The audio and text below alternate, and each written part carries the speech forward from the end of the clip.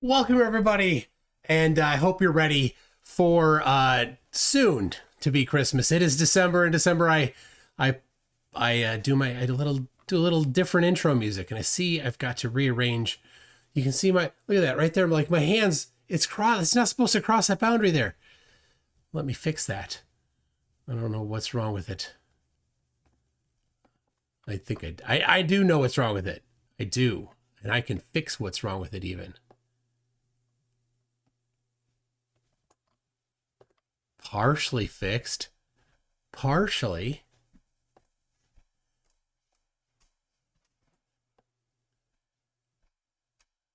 Coming almost there. All right. All right. There you go. So good. Isn't that great? All right, everybody. Welcome. Welcome to Tuesday Night. I'm your host, MCToon. And this is, I don't know if you know me. My favorite astronaut is Charlie Duke, and I met him. I'll bring a picture up later. I met him in person. He came to speak in Minneapolis. I made the trip out. I contacted the organizer. I'm like, hey, I'd like to meet him. He's like, great. Would you like to come to lunch? A little special private lunch with just a small number of people. I'm like, yes. So that's what I got to do, and he told us about all sorts of cool stuff. And nothing that he doesn't say. It wasn't real.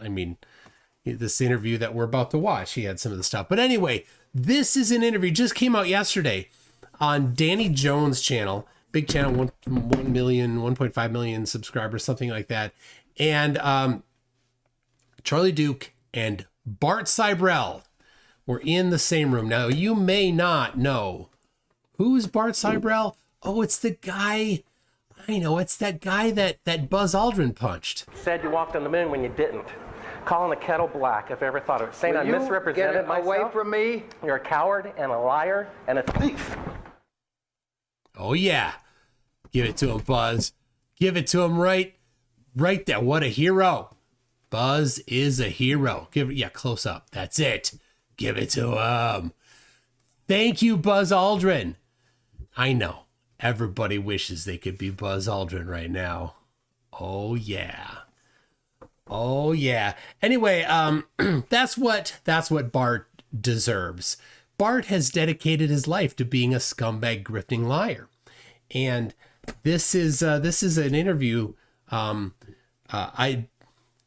got the primary portion of the interview. But so here's what I'm going to do. I'm not going to play all of the 40 minutes that the guy dedicated to Charlie Duke at the beginning, and the butthurt that Bart had in the 40 minutes that was dedicated to him. I'm gonna just play a couple minutes, just the ending of the Charlie Duke portion of it, and then go into the kind of the back and forth.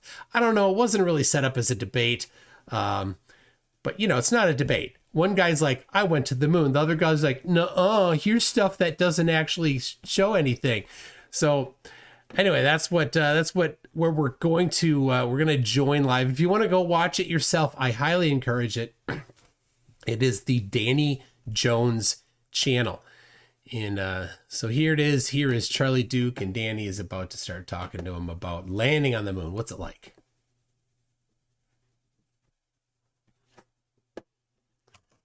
Hold on. You need to hear it, don't you? Step onto the moon. Yeah. Mm-hmm. What did that feel like? I'm on the moon. I'm on the moon. It's just exciting.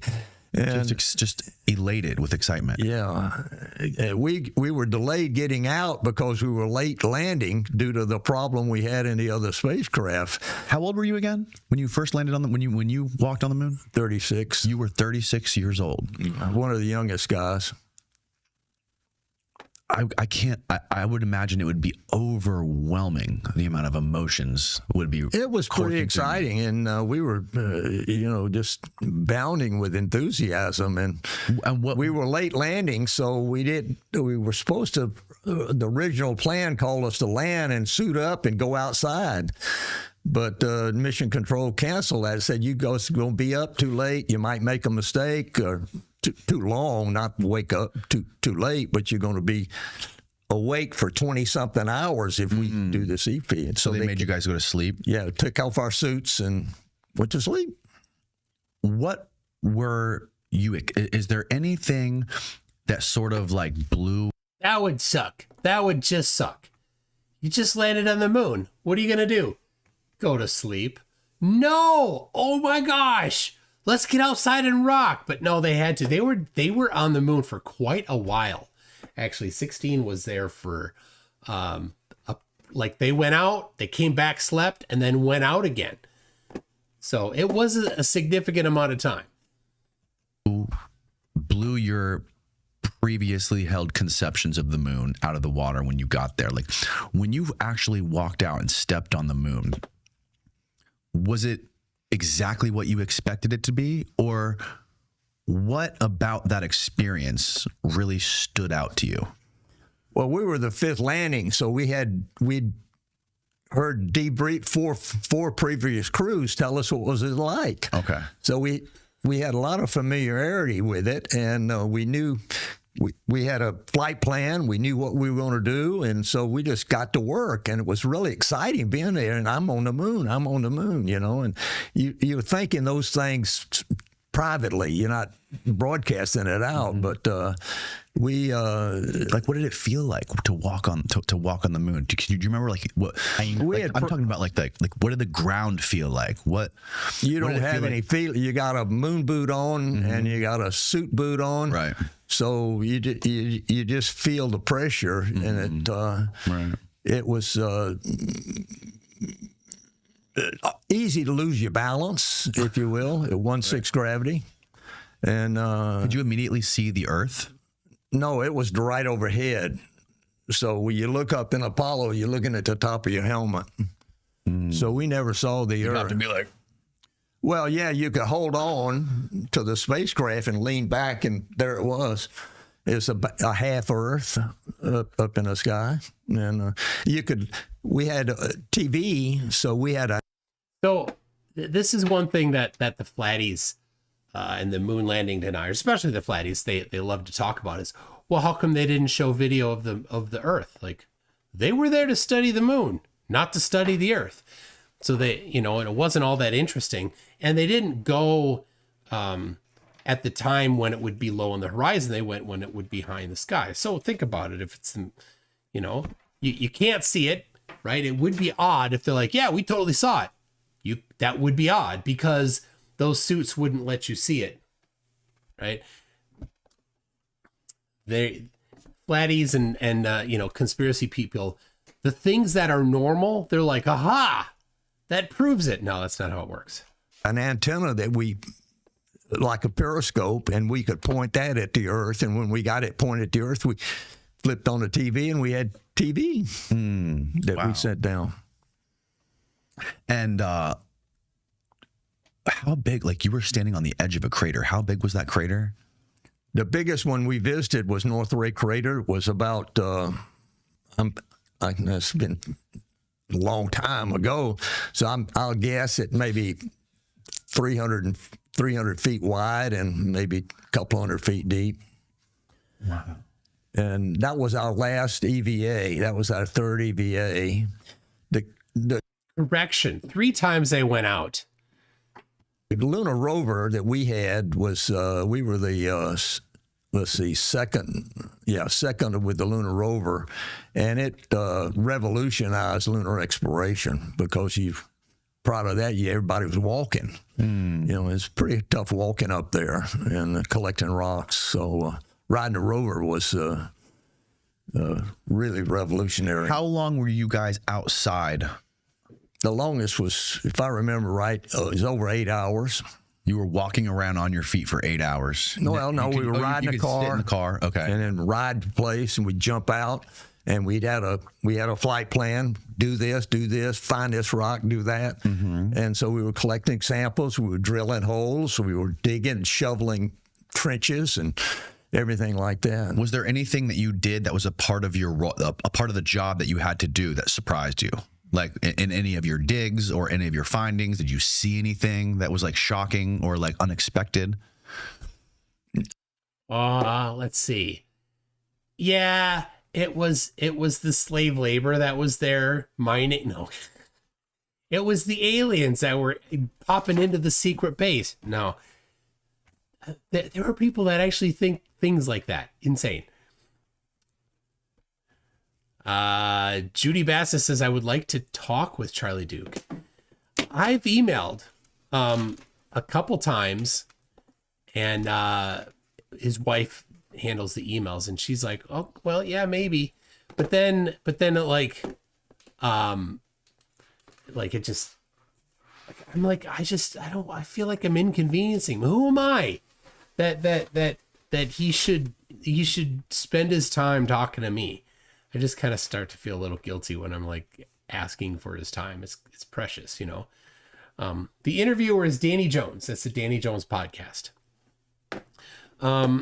We got Real Harnold says, plug for Jim Panda's 1 hour 30-minute point-by-point debunk of Bart Sibrel's garbage. If you haven't seen it, you should see it. And there's the link to it by Harnold. Can I pin that? I think I can. I'll pin that for now. Can I pin? I can't pin a super chat. Interesting. All right, well, there it is. If you re-message that, I'll pin it. And we got Hakarum has a 2 Australian super chat. Thank you very much for that, Hakarum. And I don't know if this particular one will have any copyright issues. He's a pretty big podcast. I know like Joe Rogan does stuff, but I don't know. I'm interrupting somewhat often to make sure that it's not going to be an issue as much as possible. I don't think in the physical work was anything different, but the experience of being on the moon and the 1/6 gravity, you had to learn how to walk, get your center of gravity over your feet. Yeah. And you couldn't straighten up. I tried to straighten up, jumping one time and straighten up, and I fell over backwards, which was really scary. But that was the end of our stay. So they were up in April of 1972, which was right around I think it was coming up. The Olympics were coming up. And so they were talking about that. And so they did the Moon Olympics.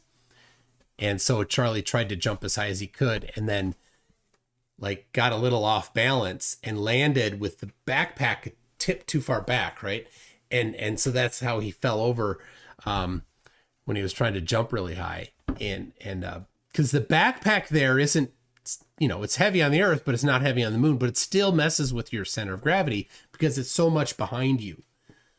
And so they had to lean forward a little bit so that their center of gravity was above their feet instead of outside their body.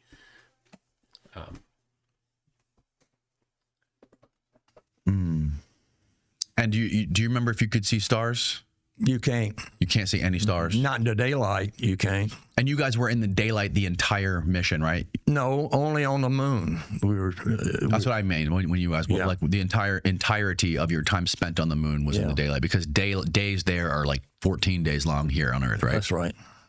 So what happened when you guys had to come home? What was that like? Well, we were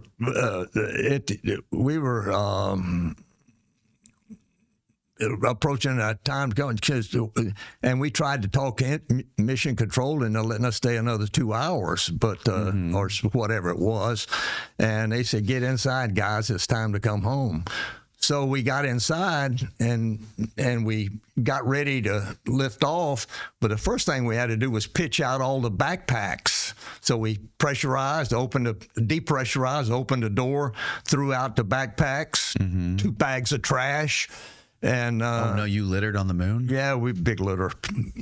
Yeah, unbelievable. Sorry about that, but we were. How dare you? Yeah, and then we lifted off and rendezvoused. And when you got back to Earth, you had to go through the same process that Neil went through. No, we did not have quarantine. You did not have quarantine. No, not on. Remember when I talked with Sizzle Deft or Sam, he said, there's the moon bugs that they get. Anyway, Merry Christmas, y'all. My wife's like, "You're using my Christmas decoration for a mug?" Yep, thank you.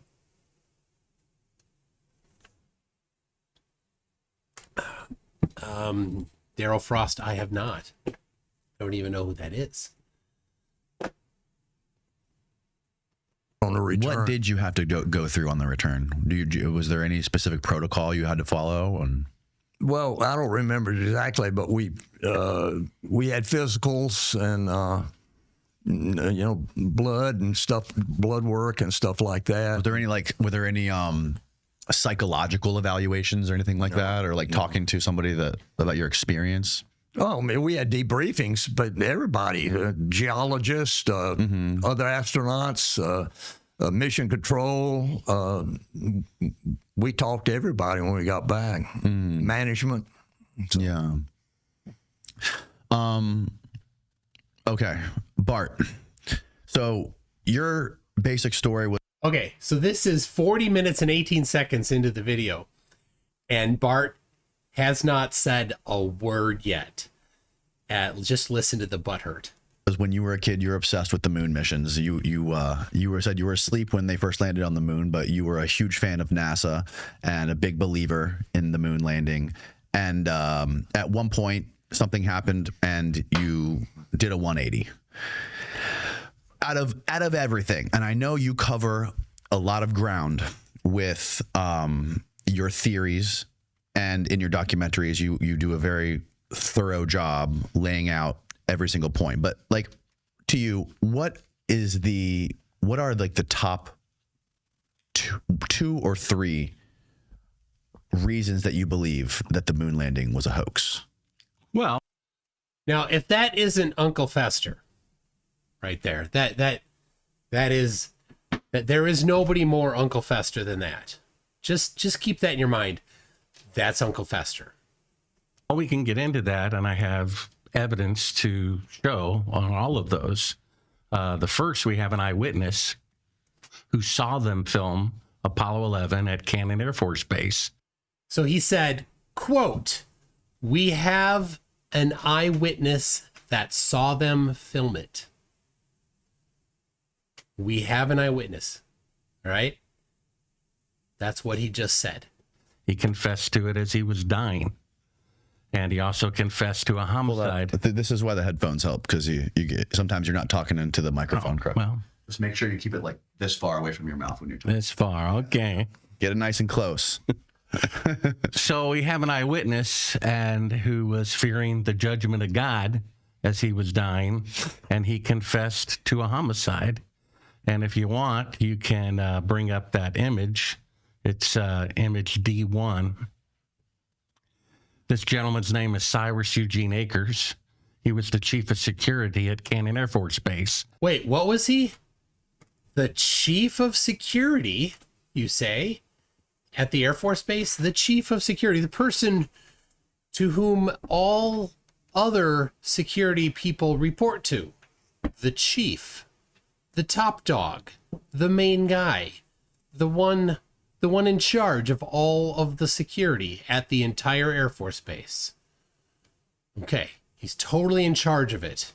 He doesn't report to anyone higher up than him in the security realm, all right? Because he's the chief of security.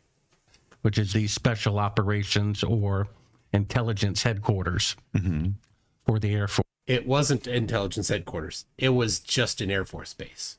Force. And as he was dying, in the presence of his son, there's a picture of him, General, if you want to look at it. Okay. This is Cyrus Eugene Akers. That's right. How did you discover this guy? His son contacted me. Okay. Based after his father confessed. And the first thing he confessed to was a homicide, that he felt like he needed to confess that he had murdered somebody. So he named the person, and then they confirmed that the person was murdered, right? They confirmed this, right, Bart? You looked it up. You got the name of the guy that was murdered, and then you found the details on it, right? No, he didn't. He did nothing of the sort. He has no evidence that anybody was murdered by Eugene Cyrus at all. Eugene Akers. Eugene Cyrus Akers. Nothing. Just, oh, I murdered somebody. Oh, what was his name? Never mind. Let's go on to a different topic. No idea who it was. I would definitely say, well, I want to know who it was, because if you look up the definition of hearsay, the report of another person, words by a witness, which is usually disallowed as evidence in a court of law. That's the rather legal definition, or just the general definition, information received from other people that one cannot adequately substantiate. Also, rumor. You know, we'll get into that. I got a whole thing on that. In the past, and his son found out that he murdered a fellow employee at Cannon Air Force Base. Oh, not just somebody. It was a fellow employee at the Air Force Base. Was this somebody else? The employee? Was this a civilian employee, or was this a person in the military who was murdered by somebody else in the military? Certainly, you could identify, right? You looked into this, sure, right? And the military police came in and investigated the homicide. And when they asked him, why did you kill him? Wait, the military police came in and investigated when? When he was on his deathbed? Before he was on his deathbed, and the military police are like, you murdered somebody? Why did you murder somebody? And then what happened to him? Was he then put on trial for murdering somebody? What? This is a crazy story. This is very huge news. The military police came in and talked to him. To him. Well, then how come he wasn't put in jail? Oh no, it was on his deathbed. No, the military police did not come in and talk to him on his deathbed. This is all fabricated. This is such clear fabrication. He said it was to cover up the moon landing fraud, which they both had eyewitnessed. And he felt that his friend, who thought it was morally wrong, was going to go public with it. And so he murdered him to keep it a secret. If you go to D2, that's it. The end of that topic. Let's go to it. Let's move on. You can watch a 3-minute video of the son and see his testimony about it. Okay, so This is a deathbed confession that the son told you about. Correct. And there was a police investigation into it. There was a military police investigation. Military police. Right. Okay. Is there any hard evidence of this investigation, and what was the outcome of it? Oh, that's a great question. Bart will definitely have hard evidence of it. Well, after his father's confession, which was videotaped. Oh, it was on video.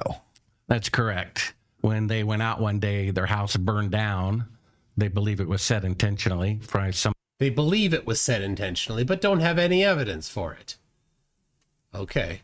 somebody who knew about the confession. After all, they had told the Air Force, military police, that the moon landing was fake. They reported that to their superiors. They found out there was a videotape of the confession. Wait, they reported it? Oh, the military police did. But they didn't arrest the guy. And so they burned their house down. And in fact, Who burned their house down? whoever, it was arson, I presume, the CIA. How do they know it was arson? Was that the police report that it was arson? Or whoever. And how long after this confession was the house burned down? Within, I think, a couple of weeks, because they had video of the confession and they had some documentation. In fact, the gentleman's Air Force file has been completely deleted. We This is a lie. used the Freedom of Information Act request. They said there's no Cyrus Eugene Akers. There's never was in the Air Force, and yet I went to the military graveyard, which isn't too far from here, about 50 miles from here, and there he is, his tombstone. So, all right. It's clear that it's not just that moon landing flirts like this guy are bad at research. It's that just like regular flat earth flirts, they hate to do evidence, to do research. They refuse to do research.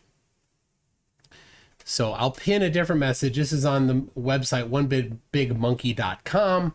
A really good moon landing hoax debunker guy.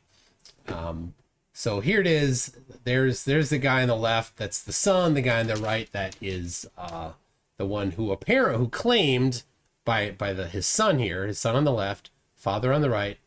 The son claims that the father gave the deathbed confessional. So let's look at a couple things here. Here's a newspaper article with his that he's in the service here. The story resolved that the father is Cyrus Eugene Akers. Here you go. So a little bit of stuff here. And the Freedom of Information Act. Let's see. So here we go.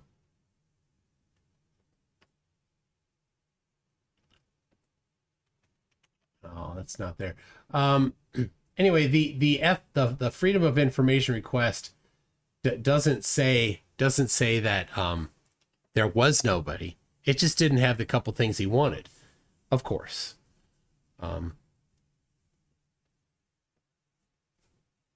So it says that he was in 68. The veterans duty stations in 68 were Minot Air Force Base, Minot, North Dakota, Nacum Phantom, and then Thailand and Grissom Air Force Base, Indiana. So this is Thailand, and then Grissom Air Force Base, Indiana. So he was in North Dakota, Indiana, and Thailand. And it doesn't say the order, but this was in the lead up to the Vietnam War. So it doesn't give the order, but as we know, Akers was in Vietnam at Nacum Phantom in 1969. So it's likely that Minot and Grissom were first. So he's claiming certain dates for these things that happened. Okay. Remember, this guy is supposed to be the chief of security of the entire Air Force base that he was on. So, but why was he, if he was the chief of the Air Force base in 1968, why does it say he was in Minot, North Dakota, and Indiana, and Thailand shortly after that. Weird to go as the chief of security, then move on out. Anyway, he went to Vietnam in 1968. So he's claiming that the filming for the 1969 moon landing was done in 1968 on the Air Force Base when he was there. Look at that Air Police Squadron. It wasn't scrubbed from records. You just have to go look it up. But he did live in the vicinity here. This Clovis New Journal is a newspaper from 1966. You can see given Mulder versus Cyrus E. Akers reciprocal support, right? So there's evidence that he was in that vicinity, right? Let's see here. So what's interesting here is that given the troops heading, I don't want to get ahead of it. The United States Air Force. From here? Yeah, it's about 50 miles from here. Wow. And he's in a military cemetery. And it says United States Air Force, Cyrus Eugene Akers, and that he served in Vietnam and Korea. And his son. Oh, and what was his rank? Let's see. I think we have the tombstone in here on this page here.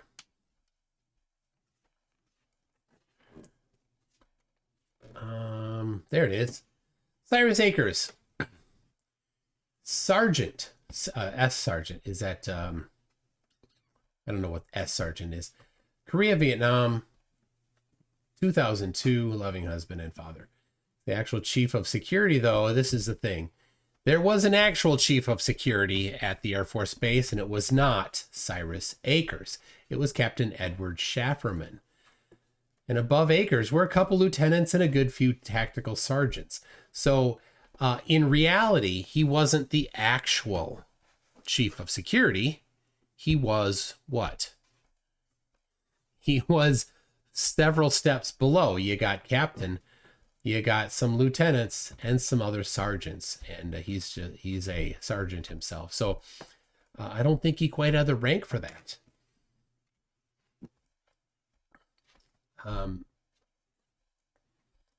So let's see. In 1968, my father was stationed in Cannon Air Force Base in New Mexico. We lived in Clovis, New Mexico. All right, let's give a little more here. Son lived right across from the base. He said he was chief of security there.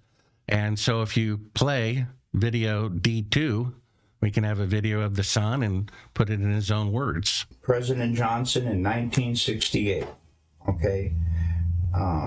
In Cannon Air Force Base in 1968, he said by the time he got there, that there was already 2 large hangars that were connected. There was hundreds of dump trucks that came in and dumped. All right, 2 large hangars. Now, there's a bit of a problem with that because there was never a place for 2 large hangars. Never a place. Here's the base here. There's some hangars there, but there's not 2 large hangars. But now look at this over here. You see this over here on the right side of it? Pay attention to that here.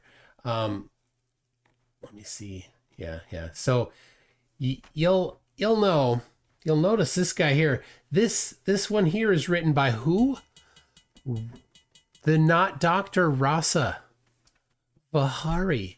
Not Dr. Rasa Vahari says, so as we know, Apollo 11 and maybe Apollo 12 was filmed, as we know, at hangar at Cannon Air Force Base.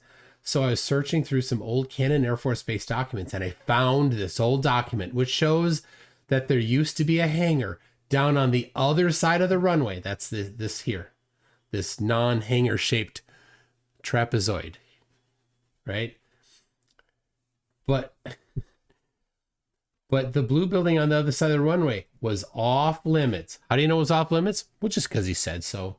Even normal military personnel did not have the clearance to go visit that hangar over there. This hangar, right here, this hangar. How does he know that other people weren't allowed to go there? He doesn't. He's very conveniently doesn't source the map, but it looks like a part of this one, and he gets some links to this. You can go look at these. Far from it being old Cannon Air Force Base documents, it's a 1985 USGS map, the full page of which is here, based on 1979 aerial photos. Now, this was supposed to have happened in 1968, so it's not quite old enough, but it doesn't matter. The claim is that it's a hangar, and here's a color map of it. And anyone who knows anything about maps, what's blue usually means water. Water. The word levee might also be a small clue there. Right here, this is water. He called it, right? Look right here. This is the post from Rasa, not a doctor, Rasa Vihari. He claims this is the base or the hangar, but in fact, it's water. And here it is. Here's a postcard looking thing. Here it is. It's a man-made lagoon thing, right? For holding water. Here's another one. You can see it off in the distance. And here's some satellite photos. Look at that. Amazing. It's water. Still there. Still there. So yeah, it's not a hangar at all. Anyway, there's more. It's just there you go. Another one. Here, this is all, see this former sewage lagoons right here. This one here, right here. Former sewage lagoons, including this, what Rasa called this large whole large thing here, this trapezoidal thing. He's calling it a hangar, but it's not a hangar. It's water. So what a failure! What a complete failure. So there's no evidence of there being two hangars put together to do any of this filming. Sand and stone and cement powder was powdered over the top of all that to make it look like a lunar landscape. They had men that fashioned it into a lunar landscape, he said. Okay, I've never known my dad to lie, so this all took me by... Yeah, it took you by surprise that he was lying so blatantly. Surprise. And, what's that all about? So anyway, he said that in front of the airplane hangars was pole framing with large canvas tents that was concealing the inside of the staging area. Inside the staging area, on flatbed trucks was on-crated the lunar lander that was reassembled back inside the hangars. All of the walls were painted flat black and the ceilings as well. He was sworn to secrecy by the NSA, and they would put him in prison for breaking that oath.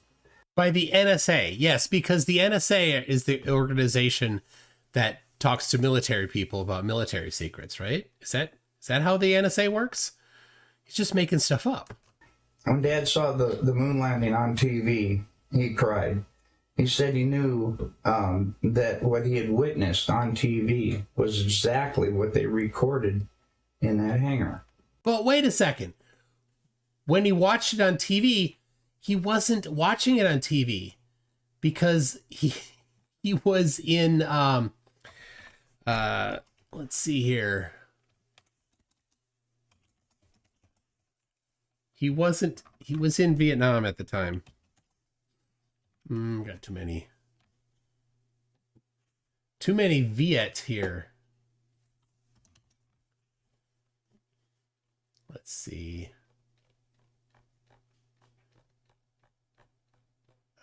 Well, anyway, I'll just say that when his father was when the Apollo mission landed on the moon, his dad was stationed, so couldn't have. It's very unlikely he could have watched it live. He would have been in Thailand at the time, so he would have watched it in like a clip later. So not live. Like he didn't just sit in front of the TV. He wasn't in front of a TV. He was working. He was in the military. There was no reason for them to go flying around and everything. They had detailed high-definition photos of the landing area. There was no reason for them to go flying around to a different landing area that almost exhausted their fuel, except for drama, because everything had gone so smoothly Nothing, you know, so it had to be something. Anyway, Dad was one of 3 guards that guarded the inside of the front entrance. There was a list of 15 people who could enter. No one else was allowed by order of President Johnson. And here is that list. And I gave it to Bart Sibrel as well. And he checked. Now, this is covered up there. The very bottom one is covered up. There's some interesting ones there. Lyndon Johnson, of course, is on the top. Right? That was the president at the time, right? That sounds right, right? Lyndon Johnson was there. I don't know if he says in this clip. He does in the full clip say that Lyndon Johnson was there at the time. Checked out a lot of these names, and he says he can verify a lot of these people and what they do. And I come across a couple myself. All right, so let's see here. We got the whole list here, I think, on this page. This page is super fantastic. Here we go. The bottom one, Grant Norrie. See this? Grant Norrie. Grant Norrie was on the list. Grant Norrie at the time was 18 years old. 18 years old at the time. Why would Grant Norrie, who wasn't doing anything at the time, why was he in there? Well, at 18 years old. Why would James Van Allen be on the list? Why would he need to go to film what's happening on the surface of the moon? He built the rockets. He didn't have anything to do with any claimed filming like that. Not what he did. But anyway, this is just super interesting. Grant Norrie, because Grant Norrie is a UFO nutcase. So why would he be on there? Well, that's because this guy here, right? That guy, he didn't do his research when he wrote this list, or his dad wrote the list. I don't know which one's the liar. Either his dad is or he is. Unclear, but whichever one of those was a fan of Grant Norrie later in life, right? So his dad died in 2002. And so since then, Grant Norrie had gotten famous. And so when one of them or both of them wrote this list, they put him on as, just a lie.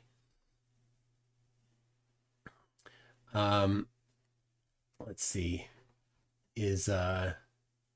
Robert Ebenegger. Why is he on that list? That's dumb. I won't get into that here. But I think Norrie is the biggest one. Grant Norrie is a mystery. There is Grant Norrie, a well-known UFO researcher. He would only have been 18 at the time of the alleged faking. Stupid mistake.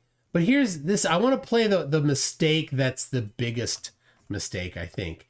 And it's all right. It's important. This is from M2M. M2M, a really good channel here. If you haven't subscribed to him, you should. There you go.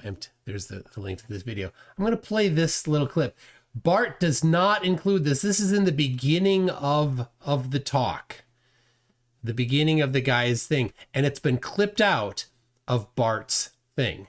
Okay. Anyway, this is the story that my dad told me on his deathbed. Project Slam Dunk was the name of this. Project Slam Dunk. So this was he claimed it was filmed in 1968, and it was called Project Slam Dunk, and that Lyndon Johnson himself insisted on the name. Project Slam Dunk is allegedly the project name for the moon hoax conspiracy. It's well known about, but absolutely no evidence of. Okay, now that was M2M's response. M2M did not give enough critical time to that, because the thing is that the term slam dunk did not exist until after. The earliest that I can find of any reference to the term Slam Dunk was a basketball commentator from 1972, 4 years before the claimed filming. That's simply not possible. It is absolutely impossible that a project could have been called Project Slam Dunk in 1968. Now, this is interesting here. Jara White made a big song and dance over finding a basketball clip sequence on YouTube where the commentary used the phrase slam dunk and speaks over a game supposedly predating Apollo 11. But there's no actual confirmation that either the game or the commentary are from that period. It also seems very hard that LBJ, using any variation of the term come hell or high water in relation to Apollo, or at least as claimed by Sibrel. So it's the slam dunk. The claim of it being called Project Slam Dunk is the slam dunk that it was fake. This I don't know who faked it. Was it the father or the son or both? I don't know, but it's very obviously fake. Both.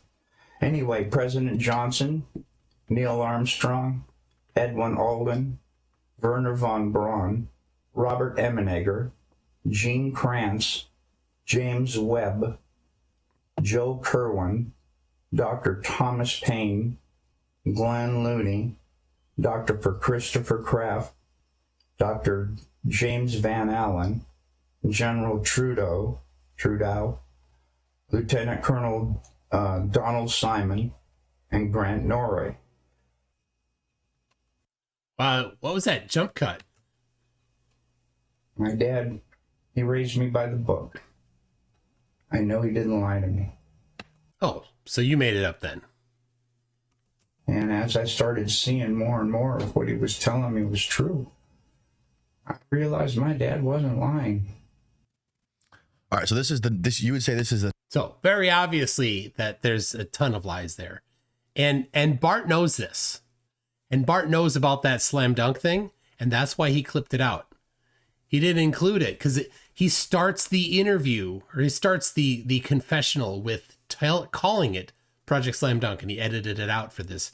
So he probably won't ever play that clip anymore because it destroys the credibility of the entire thing. It shows that it's all 100% fabricated. the top piece of evidence that you... No, it's the most compelling to people because we have a testimony of it. Now, if I may... That's not a testimony. That's hearsay of a testimony. Right? A testimony would be a video of his father saying it.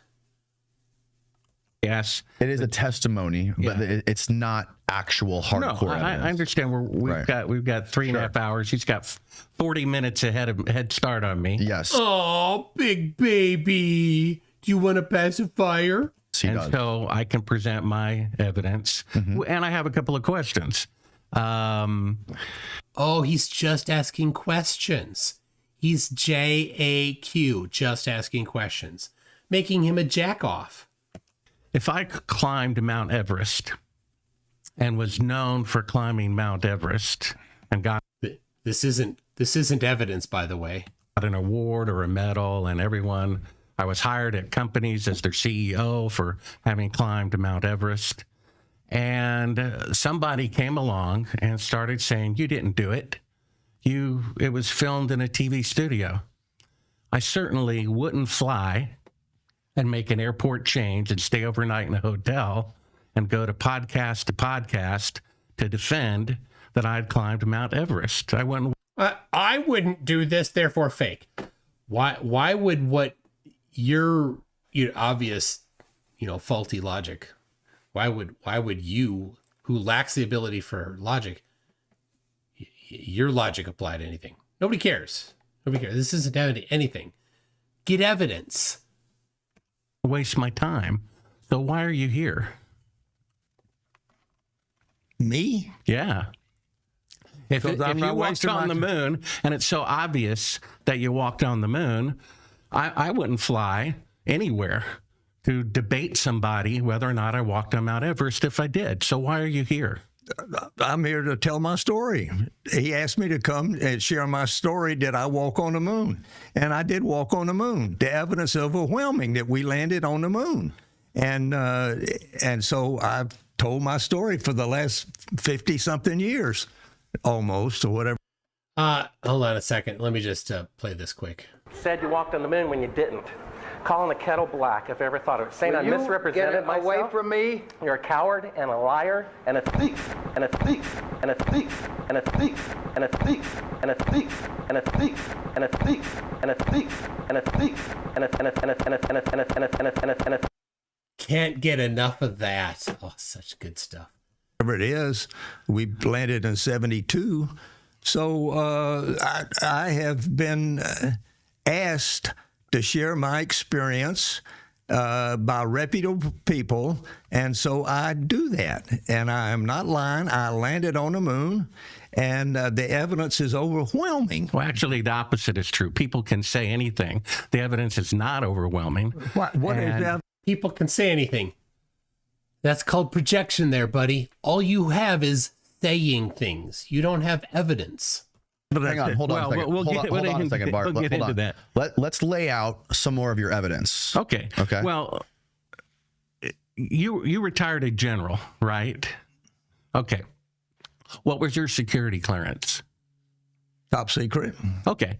So when you have a top secret, you're not allowed to tell your wife or your children, right? What? Whatever the secrets are. Whatever secrets you have as a top secret clearance, if you told your wife or your children, you would be violating your oath. Is that right? In the military, that's true. But we were, NASA did not have us swear an oath that we are lying or not lying. I understand. But the point is, you have top secret clearance, and telling your wife or your children would be violating that oath. So your oath to the corrupt United States federal government includes lying to your wife and to your children. Now, no, it doesn't.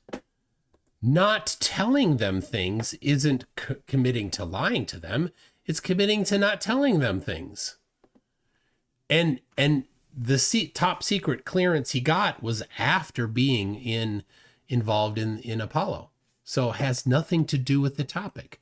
Again, if you have evidence, why not just bring forth the evidence? Because you don't have evidence. Start with your best evidence here. You have an astronaut sitting in front of you. Bring your best. Start with that. Right way. Number one, here's the best evidence. No. All you have, well, why would you fly somewhere? Why would you do that? And, oh, you got top secret clearance, and that doesn't mean that you have to lie, but I'm going to say it means you have to lie. Come on, Bester. Now, there are 100,000 trials every year in America. 90% of the people are guilty, and yet 100,000 people raise their hand and swear that they're telling the truth. So does every Nazi war criminal. They look like benevolent grandfathers, and yet they go smiling. What a dick. Yeah, give it to him. Through life and denying to the very end that they committed these crimes, which they did. Now, if you're willing to lie to your wife and to your children, why should we believe you? Believe me about what? Well, you just said you're willing to lie to your wife and children to keep your oath to the corrupt federal government. No, you didn't, you dick. Government. So if you're willing to lie, I'm not lying to them. I'm not lying to anybody. I'm telling them the truth. I landed on the moon. Just because somebody has, I don't think it's fair to say, just because he has a top secret clearance and he's under an oath to protect government secrets, that doesn't mean that he is inherently a liar. I understand that. And but, he also but said it that shows that he is willing to lie to his wife and children. And if he's willing to do that, he's willing. That's not what it means at all. It means he's willing to not tell them the things that he's been told. That's what it means. It's not a commitment to lie. It's a commitment to not talk about things. Willing to lie to the rest of the world. So that's my point. No Nazi war criminal has ever come forward and turned himself in. And when arrested, and interrogated. Not a single one confessed, even though they were guilty. I'm just Have you noticed that he had hair when he got punched, and after he doesn't have hair, Buzz knocked the hair off of him. mentioning that. So either the gentleman we saw is lying or you're lying. One of the two. So would a general with top secret clearance be more likely to lie, or would a sergeant on his deathbed who confessed to a homicide be more willing to tell the truth? What was the homicide? Who was it? And how come he lied about the name of the project? Obviously, that was 100% clearly a lie. I think there's crazy people out there. There's lots of crazy lunatics out there who will say anything and make up stories. And the same thing is true that and one of them is sitting across from me. Well, I don't think so. I don't necessarily think that. I think that anybody who is in a high-level military position that has to protect government secrets is going to protect their oath. It doesn't mean they're a liar. That means that they're protecting national secrets, something they swore to do and devoted their career to. And if they divulge those secrets, they will go to prison for it. And there's been many cases where people have done that, have been sent to prison by the federal government for blowing the whistle on things and following whistleblower protocol. So I don't think we're going to get anywhere by calling people liars. First of all, well, second of all, I'm not. What I'm saying is either the gentleman we saw who was lying as he's dying, or you're lying. Only one of them is. Oh yeah, we know the guy who claimed that it was called Project Slam Dunk 4 years before the term existed. True. Right. Okay. Either that guy's lying while he was dying, confessing to a homicide. Sure. What's your point? Well, I'm just bringing that to the audience's attention. Okay. Right? Okay. Now, I had a little side note. Who do you think killed JFK? I have no idea. Clue. Huh? Okay. I believe, well, I know what this... What's your personal opinion? My personal opinion is he's probably like, I don't care. What's the guy's name? Lee Harvey Oswald. I don't remember Oswald or whatever his name is. I don't remember the name. Lee Harvey Oswald. Lee Harvey The Oswald. government's position was that he acted alone and he was the sole shooter of JFK. Yeah. That's what you believe. Yeah. Well, 75. Obviously not a super big important thing in his life. And Bart just said 75. 75 what? 75%? Percent of Americans disagree. The gentleman's relatives disagree. Bobby Kennedy Jr. says he's 100% certain that he was murdered by the CIA because he was going to abolish them. And then a few years later, Robert McNamara, before he died, he was defense secretary during the Vietnam War.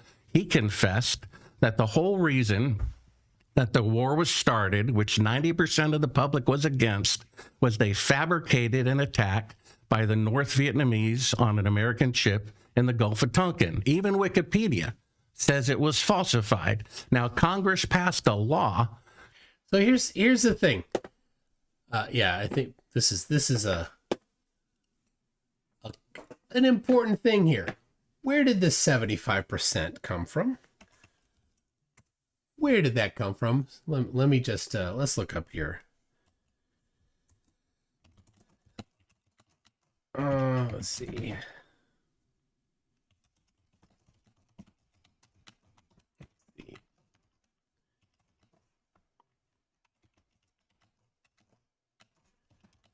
Let's see. It's coming. Just about 75%. Like that's a pretty bold. It's a pretty bold claim.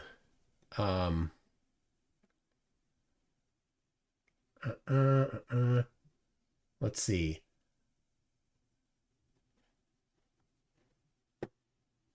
Let's see here. So he said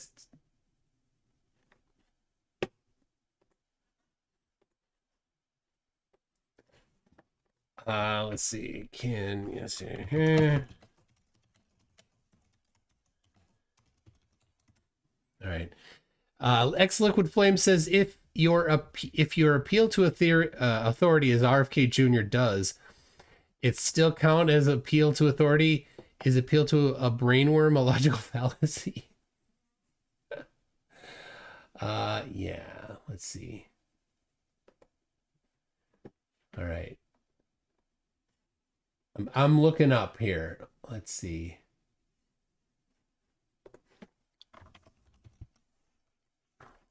Public opinion polls. 62% believe others were involved. That's actually pretty high. It's not 75.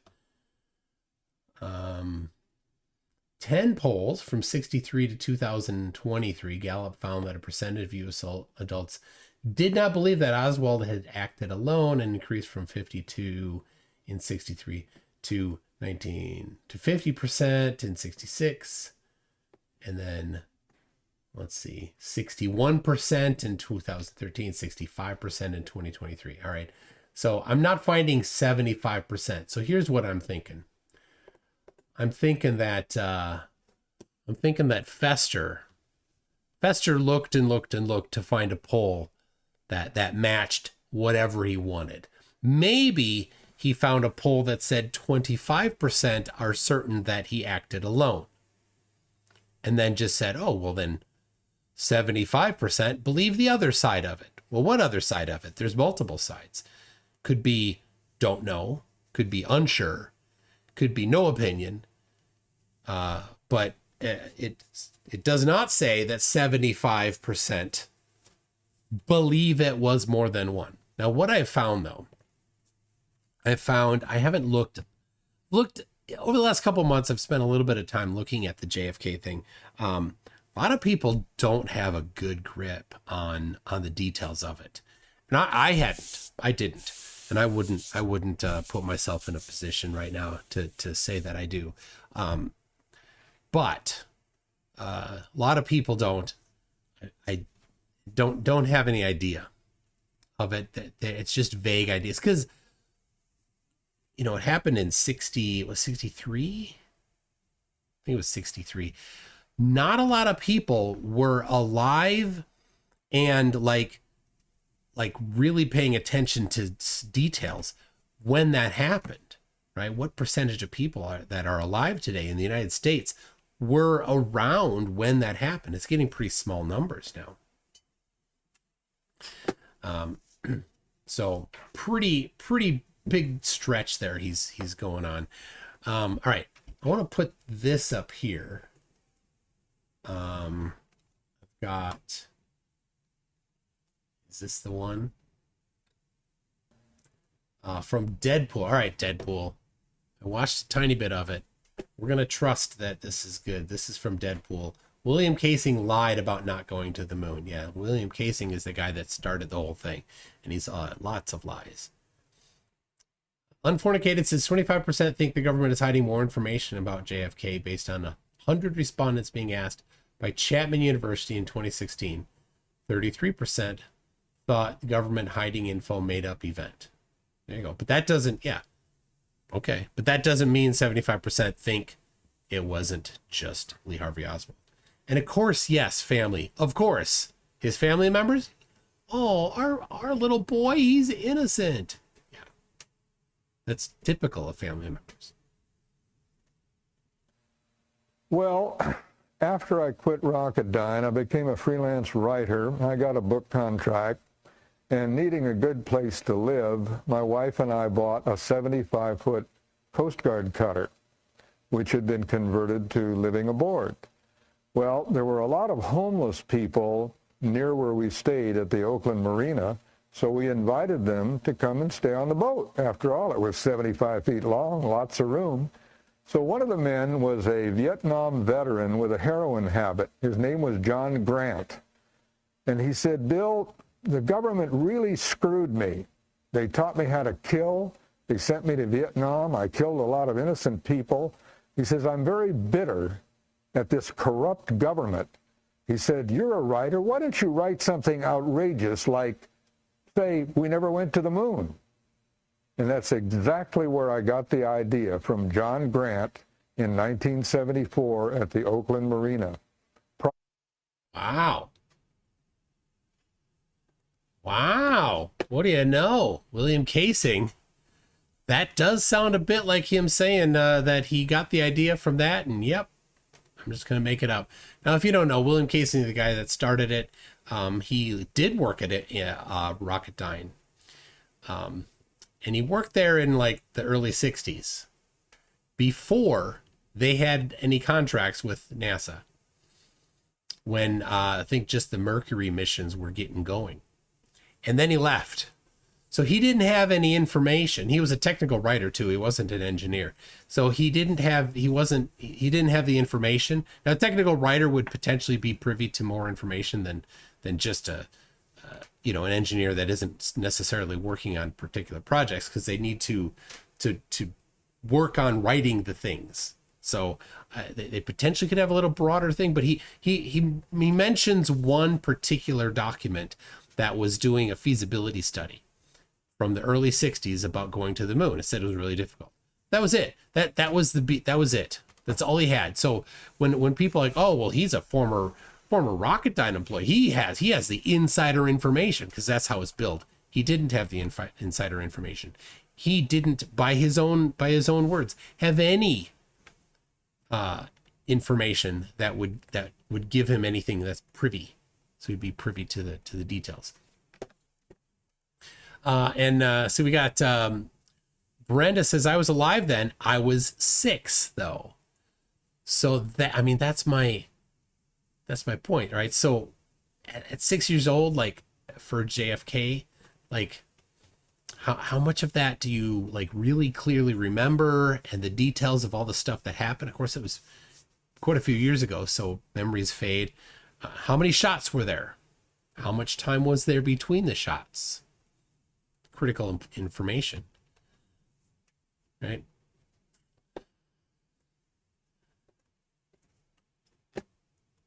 Called the Gulf of Tonkin Resolution, which led to the deaths of 3 million people, including 58,220 of their own citizens. So if they're willing to kill their own president, willing to kill 50... None of this is true, though. This is just conspiracy stuff, right? And so he's drawing conclusions from baseless assertions. Typical conspiracy nutter, right? He's going with the absolute claim that he said about JFK. He's not saying, well, 75% of people believe this, therefore it's 100% true. That's what he has moved to. That's the foundation of this next argument that he's jumping into. But that's not how logic works. But that's how scammers work. Because the people that aren't critical thinkers will buy it. They'll take that 75%, stretching the truth, of people believe something and just let them, because they're not critical thinkers, just let the scammer just say, oh, therefore it was faked. No. And then the Gulf of Tonkin incident and all that they killed 1 million people. That's his assertion. Again, nothing of the sort. Now, again, he started at 40 minutes. It's now 56 minutes into it. And he's shown a video by a guy that's been proven to be a liar, or his dad was a liar. Proven. Unequivocally. If it went to court, be like, oh yeah, he lied about the name of the thing. Oh yeah, there are no hangars like that on the base. Oh yeah, you weren't the chief of security for the base. All lies. So none of what he says lines up. So then you expect somebody that's a proven liar, by it's proven that he fabricated these things. The story. And then Bart's like, oh, you should believe the general versus the sergeant. Well, yes, believe the general versus the sergeant. 58,220 of their own citizens, I don't think they're going to have a problem faking a video image of the moon. In fact, NASA has never kept a schedule in its entire existence, except the most complicated one of all time. Oh, none of them were kept to schedule. Every one of the launches didn't go the first minute that it was supposed to launch. somehow they were ahead of schedule. You see that? So here's some Apollo 1 pushed everything back after the fire. Nothing was on schedule. names on here, and I wondered if you knew those names. He was very specific. He kept this list as a souvenir. So do you know who President Johnson is? You know Neil Armstrong, Edwin Aldrin, Werner von Braun. Who's Robert Ebenezer? I don't know. Are you familiar with Cannon Air Force Base? Not really. I've been to Cannon, landed there, and refueled, but I've never been stationed there. So what does special ops mean in the Air Force? It's just what you're saying, special ops. Top secret stuff. Generally. You know. Okay. What about Joseph Kerwin? What about Grant Norrie? He's reading off this list right here. That's what he's doing here. Joseph Kerwin. He was a NASA astronaut from 1973.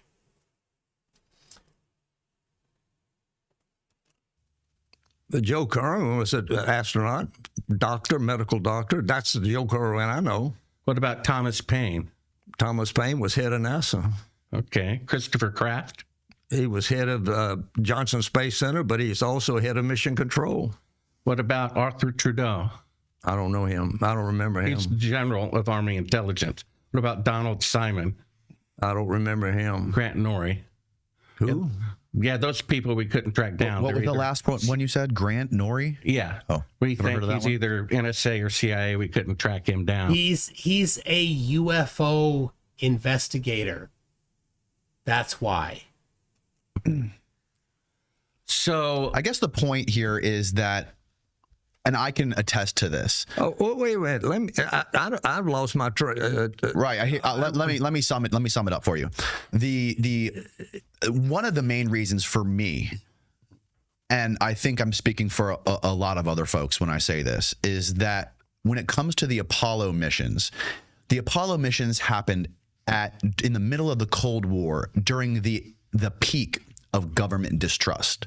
That's when we know, according to all the declassified documents by the CIA and the FBI, is that the government was lying and deceiving the public more than ever. I mean, I don't know how much they're doing now, but as far as all the documents that we have, that was the peak. That was when the president of the United States was murdered. That's when we did the Gulf of Tonkin, got into the Vietnam War. The government started doing a secret mind control program with using LSD and other drugs, and there was the Manson family murders and all of this stuff, right? So The Manson family murders, how's that the government lying about it? when people look at this stuff and they're learning the history of the Cold War, and they see that the most astonishing feat of mankind ever happened right in the middle of all of that stuff, people just, I think they get taken back by it. Like, so the government was lying about all this other stuff, but the one thing they didn't lie about was the most amazing feat of mankind. Does that make sense to you? Does that? That makes no sense at all. Just because some other thing is claimed to have been a lie, and certainly people lie, certainly government lies, certainly government keeps secrets, no doubts about that, doesn't mean that some other thing is necessarily a lie. It does not follow. Sort of logic. Does that make sense? Why people would question that? Question Apollo? Yes, just based on all of the other strategic deception that was happening within the government, like MK. The claimed strategic deceptions. Certainly there's some, but not all of these necessarily are. Ultra, mind control experiments that were going on, the Vietnam War, the assassination of President Kennedy, the Gulf of Tonkin, all of that stuff. It was right in the middle of all of that, the Bay of Pigs, right? There was Operation Northwoods that got declassified, where the Joint Chiefs of Staff wanted to fly an airplane with nobody in it as a drone and blow it up as a pretext to invade Cuba. Killing Americans. They were willing to kill Americans. Claimed. This is all just conspiracy claims. Just don't be confused. Not everything in here is confirmed. These are accusations. To fake an attack on Cuba. This is real declassified stuff that's come out in the federal government with the Warren Commission and all of this stuff. So the same people who would later approve the Apollo program. So that's you're saying we didn't. It's not the same people. Oh, they were in the government, therefore they're the same people. Does not follow. That's not how it works. Ever landed on the moon? Well, no. What the question is? You didn't know that before you got here? No, Charlie. You're a really good actor. I really didn't know that. Did you ever win the Academy Award for Best Actor? I really you were didn't know cheated. that you believe that we lied on 6 missions that landed on the moon. Charlie, does it make sense to you Right. why? That's how arrogant the federal government is. Now, if I may have my 40. That's how arrogant this douchewad is. Oh, hold on a second. Let me do this. What an arrogant piece of crap he is. Minutes to answer your question. Hold on one second. I want to make sure this lands with him. Does it make sense why people would question that based on all of the other bullshit and lying that was going on that we know was actually all the other stuff that we know for a fact was deception? To me, Apollo was real. To you, but I'm saying No, wait a minute. In the United States, there were 400,000 people working on Apollo. right. Well, let me. Just a minute. Let me finish. You had 40 minutes. You mean 20? It's been 20 so far, you big baby. I'm sorry. Go ahead. Okay, Forgive me. That's one of He's the too nice. You know, He's must too be nice. real because of 400,000, and of course, every year that number increases. There are 400,000 tellers at Bank of America, but do you really think what the teller knows and what the CEO knows about corruption in the bank are identical? Oh, that's a good point. Just because somebody is in an organization doesn't make them guilty of everything the organization has ever done. You should pay attention to what you just said there, Dick.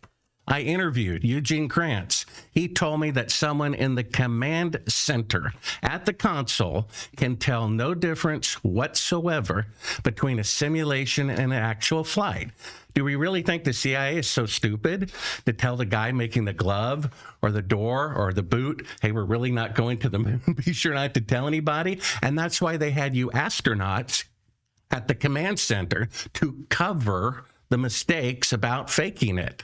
Once the rocket went up, there's only 3 eyewitnesses to the mission and no independent press coverage. So if you add people who delivered food and made paper clips and did the printing and the contractors and all their secretaries and food vendors, you could probably pad 400,000. But the atomic bomb involved 129,500 people, and only 8 people knew what they were building. So if someone in the command center cannot tell the difference between a real flight and a simulated flight, how can the public watching it from their living room or people years later? So that argument is flat. It doesn't go anywhere. So, all right. You still haven't brought any evidence, though. That's the thing, right? The evidence for the moon landing, Charlie doesn't have to bring it out. You know why? You know why Charlie doesn't have to bring out the evidence? Because it's already there. Everything NASA does, they need to publish. It's a public domain, right? Other than the things that are deemed to be secret, right? Like how to build a rocket. Those things aren't published, right? But the pictures, yeah, you got them all. You can look at them all. Thousands of them. The moon rocks. You want to analyze the moon rocks? Get a geologist. You can request them. Get a geologist, get whatever you want. Get your biggest expert. Get them to say, well, we want to get this particular moon rock. We want to look at it in a microscope. Can you ship this to us or can we come to it? Yes, you can. Go do that. right? Analyze the live video. I've shown it before in debates, and no flat earther, no moon landing denier can address it with evidence. When they dropped the feather and the hammer, they fell at 1/6 Earth gravity. And they were moving around in a way that if you're just like, oh, well, they just sped up the camera. Okay, well, let's play it at the speed that they'd have to have recorded it to make it fall at that rate. And then they bounce around all ridiculously. That's not how they could have been bounced around. That's not how it worked, right? This giant hangar would have had to be in a 1/6 gravity vacuum.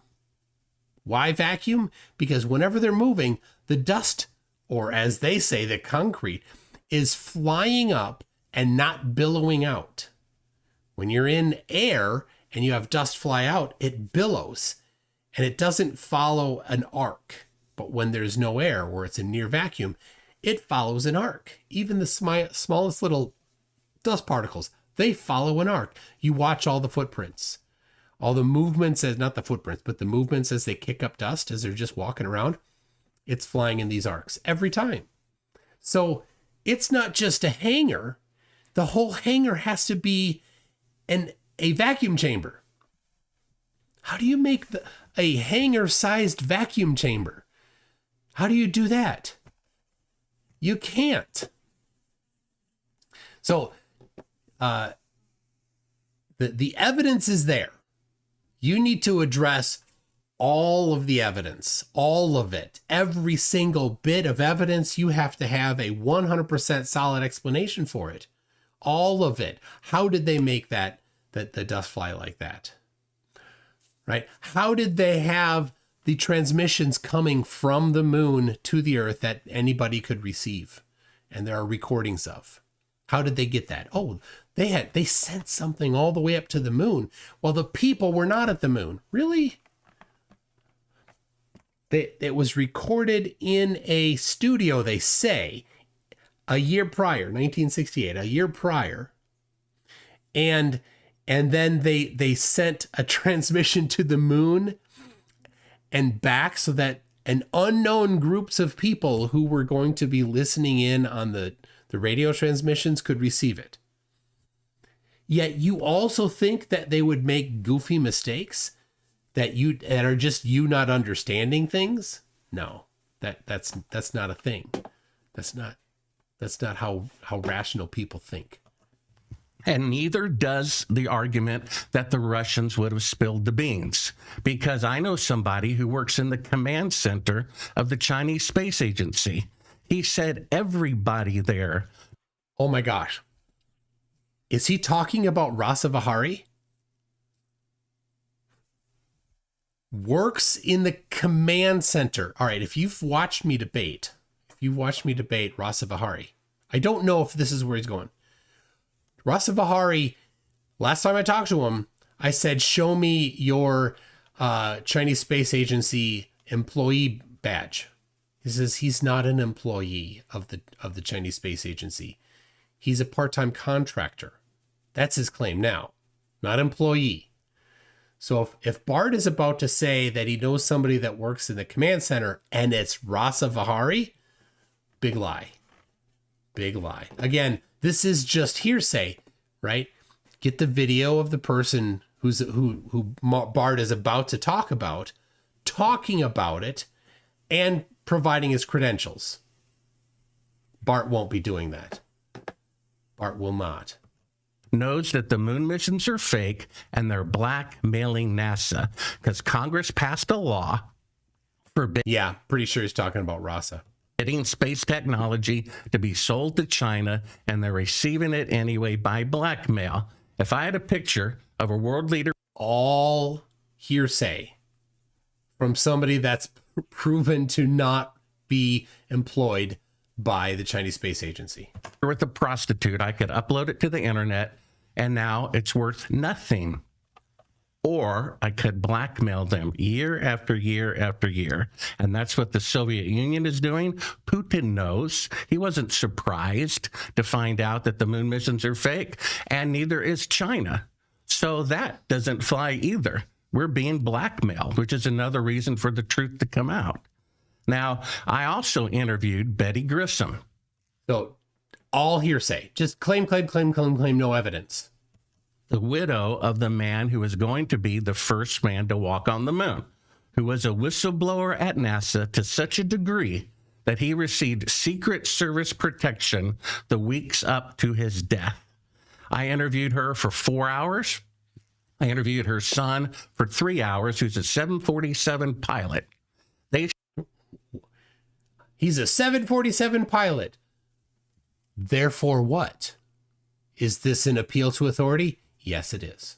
Say with 100% certainty that the man who was going to be the first man to walk on the moon was murdered by the CIA. And if you go to And he has evidence for that, right? No. D3, it's a short clip. You can see Scott Grissom say that out of his own mouth. So why is this? So Scott Grissom, somebody who has no insider information about his dad, who he's very sad about. Yeah, that's not evidence. That's hearsay. CIA killing Apollo astronauts who are whistleblowers. What a coincidence, right? Go ahead and play that clip. It's D3. I think it was intentionally sabotaged by someone. It's been a question in my mind, what was found in the accident investigation and how was that handled? Was the CIA involved or whoever? Right? But it was done intentionally. So do you know the story of Gus? I'm sure you know the story of the Gus. Gus Grissom was Apollo 1, right? That's right. Yeah. And so let's be clear here. Gus was Charlie Duke's friend. Charlie, all the Apollo astronauts were training together with each other. They knew each other well. It was his friends, 3 of his friends that died in a ship that just a little bit later he climbed into. He climbed into the same ship. Changes were made for safety, but he climbed into the same ship, knowing that even though Apollo 1, 3 people died at Apollo 1, it was just a test. They were not going to launch. It was just a test, and it started on fire because there was a short, but the inside of the capsule, 100% oxygen. They did that for Mercury and Gemini too. 100% oxygen. They changed it. You don't need 100% oxygen. So they changed it so it's not that. Absolutely dick move. His friend was died, burned to death. And he still got in that capsule. What a dick move. What an absolute piece of human filth. Hold on. This again. That's what he needs. According to his son and widow, he was murdered by the CIA. She told me that on January 26, 1967, he telephoned her from NASA and said, "Hon, for some strange reason, the CIA is all over the launch pad today. I've never seen them here before. For some reason, they showed up today." Did you ever see the the CIA? very next day, he's dead by a, quote, accident. One of his last words were, "If we can't talk between 2 buildings, how are we going to go to the moon?" They couldn't get a wired intercom to work between 2 buildings. And Neil Armstrong is supposed to pick up the first moon rock. He rehearsed it 6 weeks beforehand, and the stick to pick up the rock falls apart. And the lunar lander crashed weeks beforehand. When do you get to the evidence? None of this is evidence. This is all him being a dick. That's all it is. If they can't get a stick with a bag on the end of it to stay together, if they can't get an intercom to work between 2 buildings, How are they going to go to the moon? The Soviets launched the first satellite, the first animal, the first man, the first woman, the first spacewalk, the first crew of 3, the first of 2 spacecrafts altogether. They spent 5 time man hours in space, and they never went to the moon. So, none of this is evidence.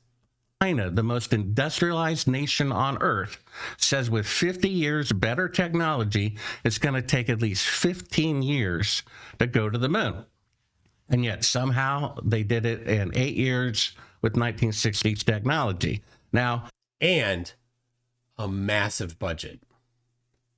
And also, not the same safety protocols as we have now. That was a bit of it. If you play clip 4, this is when my film, Astronauts Gone Wild, the link will be in the description of your video, to Sibrel.com. We interviewed Ed Mitchell and showed him the footage, which is one of the proofs that we'll look at. Footage we uncovered that says, do not show to the public at the beginning of the reel. Quote, do not show to the public. He claimed that. Quote, do not show to the public at the beginning of the reel, unquote. And they're faking being halfway to the moon. They can't leave Earth orbit. And when he was shown that, he turned beet red. He started cursing. He literally kicked me from behind. And in the commotion, we left a wireless microphone on him. And in the commotion, my camera kicked him from behind. I mean, but everybody wants to do this to him. Boom. What a hero. Cameraman forgot to hit stop record. And you can play back that clip. It's about 5 seconds long. They're talking about calling the CIA to have me killed. Let's see it. Who killed? Me. Want to call the CIA? Have them waxed? Now, my source, the son of Cyrus Eugene Akers. So somebody said, want to call the CIA, had him whacked. I don't know who said that, but it wasn't Mitchell. Wow. After he spoke to me, he went out and he had a security system with the password and everything. That was hacked. And his house was broken into and everything about his dad was taken. And then a couple. Oh, well, yeah. The security system. Let's have a look at the house. Okay, this is back to the guy who's obviously his dad is lying, or the guy's lying with his dad. The security system. Let's have a look at the house and the fire that happened. Here's the house with the security system, right here. Well, let's get a little bigger, right here. This is the house with the security system. There's the fire, remnants of the fire. See that? This fire happened in 2021. Fire happened in 2021. You see copyright 2022, property of Hernando MLS. So this is MLS. This is the MLS listing for the house, because shortly after he died, the property was listed for sale. So this is the fire, right? This is the fire. That's the right, and then over here, right, and there's the sophisticated security system and the cameras. I don't see any sophisticated security system or cameras. Do you? Do you see them there? I don't see any. Let's go back to, let's just make sure we understand what Bart claimed, okay? I want to make sure we know. Security system with the password and everything. What security system with a password? Where? Where? There's no security system with a password here, you liar. That was hacked. And his house was broken into and everything about his dad was taken. And then a couple of days later, this is about 3.5 years ago, the CIA shows up and threatens to kill him and his family if he ever talks to me again. Oh, and he has evidence for this, or just hearsay. But wait a second. Wait a second. I want to make sure you get this right. There's some timeline things that are a little bit suspect here. So, the dad died in 2002. The son died in 2022, about 20 years later. The video, don't quote me on that specific year. The video recording of him making the claims, right? The claims about his dad's deathbed was 2020. Okay. The fire was 2021. The fire was 2021. You saw those pictures from the 2022 MLS, right? The fire was after the video recording of his son saying the deathbed confessional. The fire was after the video. This is important. The fire was after the video. And obviously there's no security system. That's obviously a lie. You can just see that in the MLS listing. So the dead astronaut's son says the CIA is involved, and he got whistleblower protection up until the day that he died. The CIA is threatening to kill me, right? And why would this source of mine, who was also threatened by the CIA, he received whistleblower protection by the FBI? Now, if they went to the moon, why is he receiving? How do you know he received whistleblower protection? This is the other part of the timeline. This guy recorded a video for Bart that was private. It was not to be released until after he died. How did the CIA know about this video? How do they know about that? That's weird. A few years ago, whistleblower protection for being the son of the man who confessed that the moon missions were fake. And then if you play clip 5, which is about a minute long, from the documentary Conspiracy Theory, Did We Go to the Moon? There are other deaths. There are a total of 15% of the Apollo astronauts died in accidents within a 2-year period. These are the astronauts who would not cooperate with the fraud. Go ahead, play the clip. But Grissom wasn't the only Apollo critic to meet with a suspicious and untimely death. Thomas Ronald Barron was a safety inspector during Apollo 1's construction. After the fire, Barron testified before Congress. Wait, he's an astronaut? Let's back this up. I want to hear. Cooperate with the fraud. Go ahead, play the clip. But Grissom wasn't the only Apollo critic to meet with a suspicious and untimely death.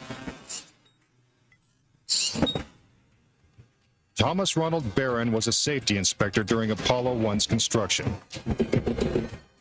After the fire, Barron testified before Congress that the Apollo program was in such disarray that the United States would never make it to the moon. Then exactly 1 week after he testified, Barron's car was struck by a train. So he did not say it was an inside job. He did not say that it was intentional. Okay. The Apollo program continued. And so did the string of untimely deaths. Between 1964 and 1967, a total of 10 astronauts lost their lives in freak accidents. 10 astronauts?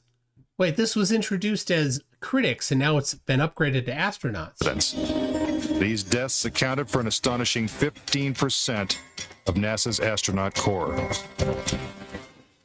To keep something that's a lie wrapped up and covered over, you've got to eliminate all the people that can talk about it. But they didn't eliminate all the people. If you believe their claim, it was only 15% of the people that could do it. So we have an eyewitness. That's proof. No, you don't have an eyewitness. That's a lie. Right? Akers? That's right. Well, and a deathbed, it's one person's testimony. There's no corroborating evidence for either it. It's hearsay, not witness. He's telling you the truth or he's lying. Sure. I'll assume any guy who confesses to a murder, is probably telling the truth. You didn't talk to the guy himself. It was allegedly a videotape that you never saw. That's right. But according to his son, he was there at the time. And you just judge, is that guy of the video we just saw telling the truth or No, not. I think it's pretty obviously honest, not. pretty obvious that he's telling the truth. A lie. People He's can make their telling a lie. judgment. That's one reason. Now, another Wait a main minute, telling the truth about what? about his father's deathbed confession of murdering a coworker to cover up the moon landing fraud at Cannon Air Force Base. So, to me, that guy's telling the truth, which means if he is, then his father did participate in the moon landing fraud. He went into great detail about the lunar module and the fake lunar set in an airplane hangar filmed a year before. That wasn't great detail. That was very vague.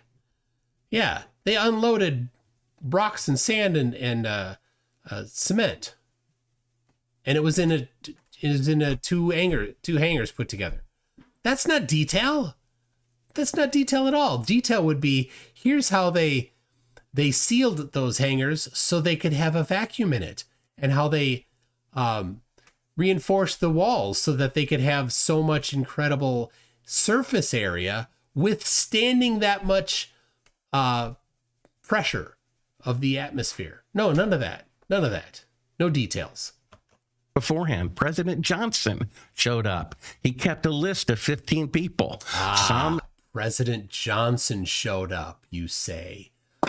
Let's go to that here. President Johnson showed up.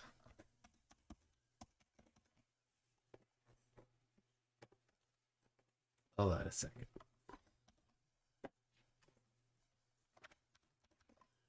What's going on? It's not letting me zoom out. What is going on?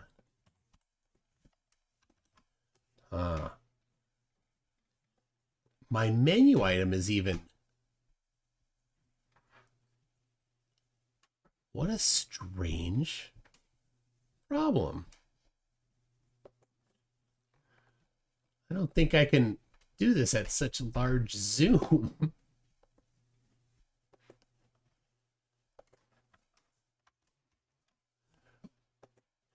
All right, tell you what. I'm going to quit and restart Chrome. It seems to have gone a little wonky on me. Yeah, it's the CIA. Let's see. Greg Edmond says 7 NASA astronauts were killed in the 60s. All right. There we go. All right. I got my zoom back. Strange. Just got to reconnect the...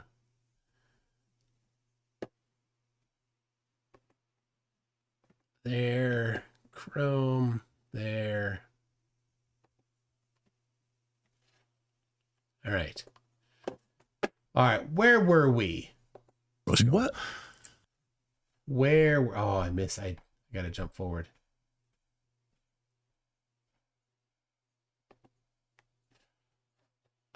It was the claim about Johnson being there. I think it was May 1st. If I remember correctly, was the claimed time. Let's see, the year was 1968. In order to have enough time to fully prepare and implement the contrived material, Lyndon Johnson, the U.S. president at the time, was personally presiding over the first of the 3 days of filming. All right, this is critical right here. Personally presiding over the first 3 days of filming. 3 days. Just the first of them. The first of 3 days. So May 1st. Right here. 3 days of filming done between 1st and 3rd. I'm sorry, of June. June, not May. Right there. Gregory Peck, though, was at LBJ's ranch on May 31st, where they stayed. They were there for a couple days. And these videos... Oh, they played earlier. Why? Yeah, it's going... Something's going wacky. All right, well, I'll link it to you. There you go. There's the page. It's got videos of Gregory Peck at LBJ's ranch. And then the, good thank you to One Big Monkey, unlike Bart Sibrel, looked up Lyndon Johnson's itinerary. Right? And the itinerary, right here, for June 1st, 1968. Right there, look at that. It does not say to go to that Air Force Base. We've got President up and dressed at 11 a.m. Say goodbye to Mrs. Johnson and her guests as they departed for Austin, and they're scheduled there today, right? This is at their ranch. He said goodbye to them on the porch and then walked them to the runway area and said goodbye to them on the door of the helicopter. 11:15 back home. Driving on 11:50, accompanied by Lucy Hetland, Window, Jim Jones, driving on Main Ranch area, driving east, right? We got arrived in Johnson City Bank building at 12:22. This is all, look at this. This is all documented. This is detail. Departed auction barn, same passengers, president still driving. 3:18, driving west on Highway 290. 3:20, driving past Ranch Road 1. 4 p.m., president went to the swimming pool for a swim with his many guests, Mr. and Mrs. Henry Ford, Arthur Krim, Mr. Edward Weasel Sr. 6:35, riding around ranch. So this is the day. Dinner at 7:40, 8:30, watching television debate on channel between Senators Kennedy and McCarthy. So then to his bedroom at 10:45. So here's the challenge. Conspiracy theorists don't do research. They start with their conclusion. They look for things that support their conclusion, and when they find it, they stop. They're done. They don't check. Does the actual schedule of the president match him being at the Air Force Base there in Arizona? Nope. He was at Texas. He was in Texas. So that's how people like this piece of crap do things. Oh, oops, I accidentally played that again. What a nice video. So obvious lie. So how many lies have we uncovered about the claimed witness, calling it slam dunk 4 years before the term existed? Lying about his position at the base. He was not the chief of security. Lying about the existence of the large hangars. Lying about the President Johnson being there. Who do I believe? I don't believe him. Obvious lies. Family, if he ever talks to me again. So the dead astronaut's son says the CIA is involved, and he not evidence. Got whistleblower protection up until the day that he died. The CIA is threatening to kill me, right? No, they're not. And why would this source of mine, who was also threatened by the CIA, he received whistleblower protection by the FBI? Claimed. Now, if they went to the moon, why is he receiving a few years ago whistleblower protection for being the son of the man who confessed that the moon missions were fake? And then if you play clip 5, which is about a minute long, from the documentary Conspiracy Theory, Did We Go to the Moon? There are other deaths. There are a total of 15% of the Apollo astronauts died in accidents within a 2-year period. These are the astronauts who would not cooperate with the fraud. Go ahead, play the clip. 15 astronauts in a 2-year period. 15 astronauts. Now, at the time, this was I don't know what the time frame is about the astronauts that he's talking about, but it would have been the late 60s, right? How many astronauts existed then? Well, you've got Mercury and Gemini. That's it. Those people. That's not even 15, I don't think. That were. If it was 15, it was only 15. But Grissom wasn't the only Apollo critic to meet with a suspicious and untimely death. All right, so I played this already. Thing that's a lie wrapped up. Person's testimony. There's no corroborating evidence. So either he's telling you the truth or he's lying. Sure. He's lying. I'll assume any guy who confesses to a murder, Oh, that's right. There's another lie. He confessed to a murder. What was the name of the person he murdered?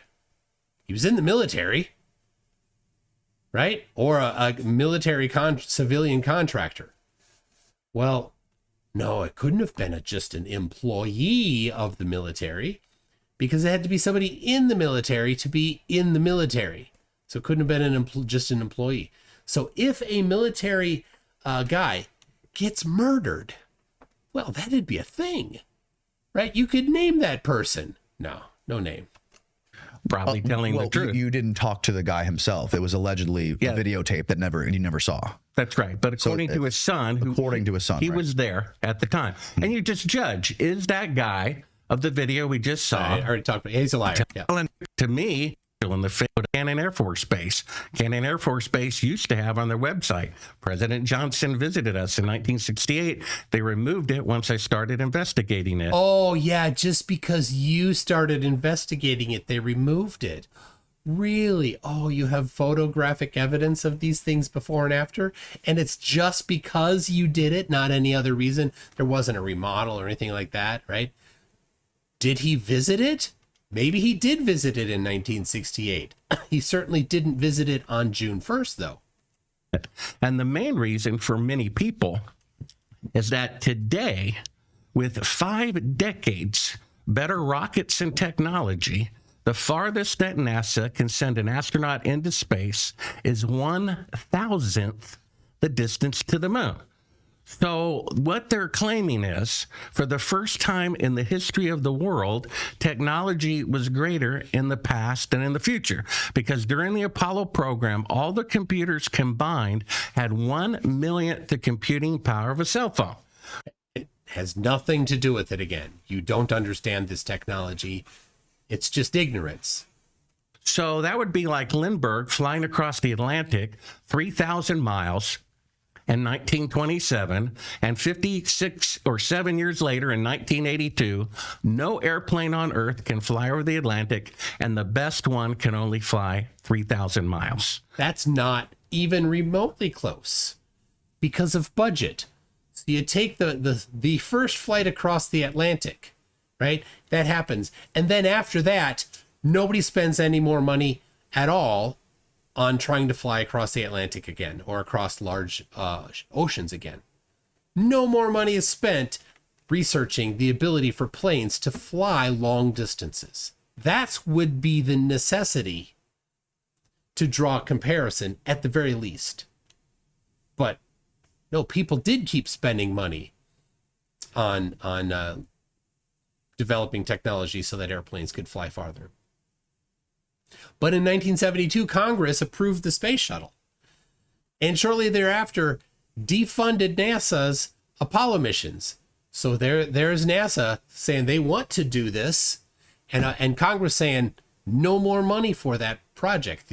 All that money needs to go to this other project. You don't get a choice on that. Okay, so then they didn't do research on going to the moon directly. It was related. It was, how do you live in space for long periods of time? And since we've been in the ISS for 20 some years, 25, I think, constantly had people in orbit. Well, we've learned a lot of things about how to have people living in space.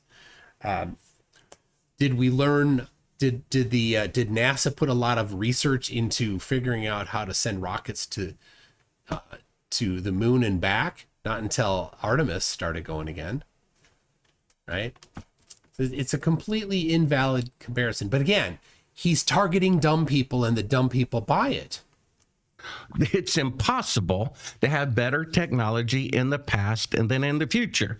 How is it? I mean, is there any technological machine you can think of, cell phone, supersonic jets, microwave, anything that worked better in 1969 than its counterpart today? What about supersonic jets? What about them? The sound barrier is broken 200 times a day all around the world in military aircraft. We stopped using them because they were ineffective and they weren't cost effective. They were inefficient. Ooh, and, good. And they were way more. Airplanes are breaking the sound barrier at a No. Consumer airplanes. That's really good. There's no consumer airplanes that break the sound barrier. What are you talking about, Bart? rate of 200 a day. We're using the same airplanes we've been using since the 50s, and we stopped using the supersonic jets. So that would be one example. No, they're still using jets that break the sound barrier every day. Not commercial ones, though. Well, they decided that people aren't going to pay 20 times more to get there twice as fast. Exactly. Right? That's my point. Right. And Congress isn't going to pay for any more Apollo missions in 1972. Right. Well, that they could use it, but they're just not. Correct. Right. So let's listen to this clip, D6, of an Apollo astronaut saying something very bizarre, that NASA intentionally destroyed all the technology. Now, you still have in the Air Force, you may know more specifically, but the B-52 bomber was designed 70 years ago. It's simple, it's reliable, the same words you used about the Saturn V rocket. And there's still 200 of them in service today. So why would they spend a modern equivalent of $250 billion to make this rocket that flies to the moon on the very first attempt and then destroy it? Listen to now. It wasn't the very first attempt. What are you talking about? It was Apollo 11. They went to the moon before, right? 8 went to the moon. Oh, jeez.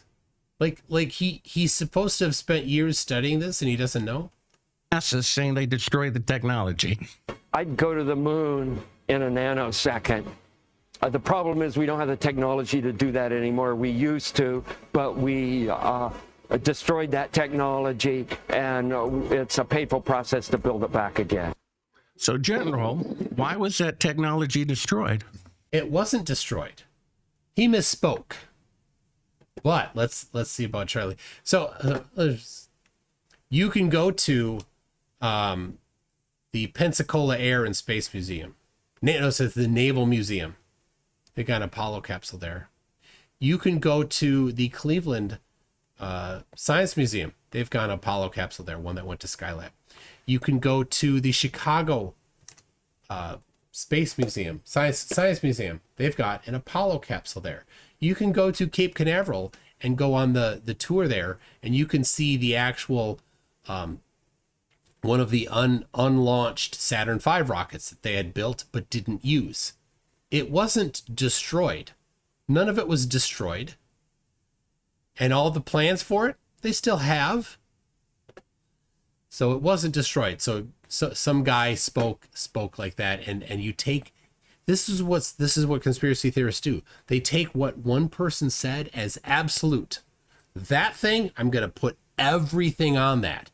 But that person also said they went to the moon. Oh, never mind that. Which it's cherry picking. Cherry picking is lying. All right, but he actually asked Charlie a question. Let's see. Why was it destroyed? Why do you know why, or have any idea why the technology was destroyed by NASA? I don't know that the technology was destroyed. Okay, we built it. So NASA not his line. Hold on, Bart. Okay. Bart, you gotta let him finish his thought. Yeah. We flew to the moon. Okay. The program was successful. We did 6 landings on the moon. Okay. We used technology that was designed by Marshall Space Flight Center, called a Saturn V rocket. Was the biggest rocket so far ever launched to get us to the moon. Okay. So we went to the moon. Took 3 days to get there. We orbited the moon for a day to get everything correct. Generally, it went that way for all of the 6 landings on the moon. And so we got to the moon. We manned the spacecraft. We had, in our flight, we had a delay because of the command module had a problem with the main engine. And Mission Control had to verify that they could get it fixed or work around it. So anyway, we were late landing on Apollo 16 because of this problem. And we landed in the place we were supposed to land at Descartes Highlands. We spent 72 hours on the moon. We brought back 200 pounds of moon rocks or thereabouts. Maybe not that much. I forgot exactly. But the question about the technology being destroyed, you're not aware of the technology being destroyed or gone missing from all the Apollo programs. Okay, so. And all right, here we go. Let's prove it right now. Let's see if I can play, but this one will. So this is the Science Museum in Chicago. And you can go there right now yourself if you want. Pretty cool place. I went there with Craig and Rubik's. Rubik's and Craig were, I think they're right behind me. Oh, look at that. There's an Apollo capsule. Turns out it was not destroyed. Huh. Amazing. Not destroyed. Now I gotta say the one in Cleveland is cooler because it doesn't have this this glass around it. You can actually, like, you could reach out and touch it like it's right there. There was Craig. There he is. He's on the bottom. Right there. Look at that. There's Craig. Hi, Craig. And that's a reflection off the glass. There's a monitor behind. Now, let me see here. I could probably get the one from Cleveland here. Oh,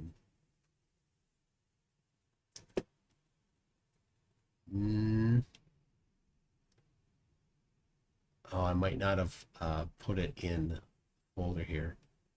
But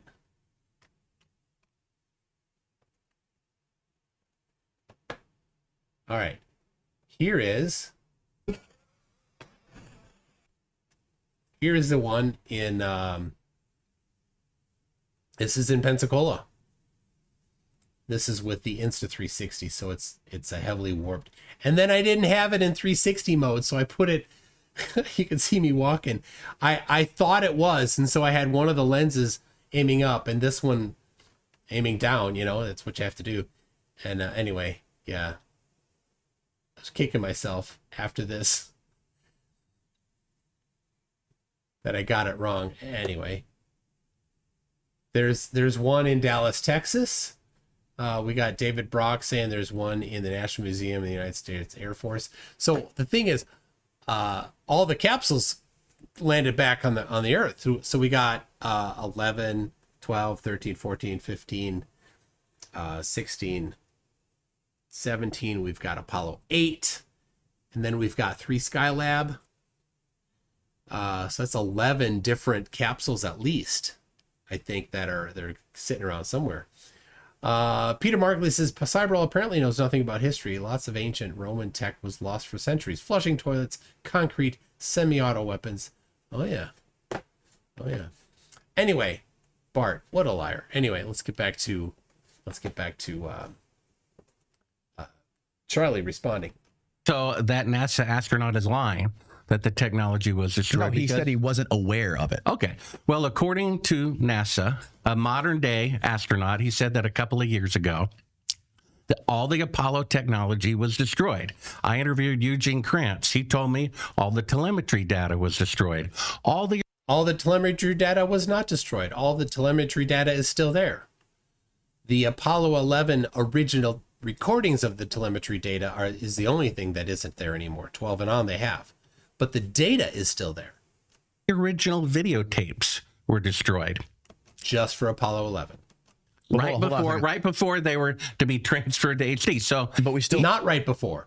They were put back into general use in 1969, most likely shortly after. But the tapes were expensive. Magnetic tapes were expensive, so they didn't just put them on the shelf. They reused them. This was normal. Have the original film.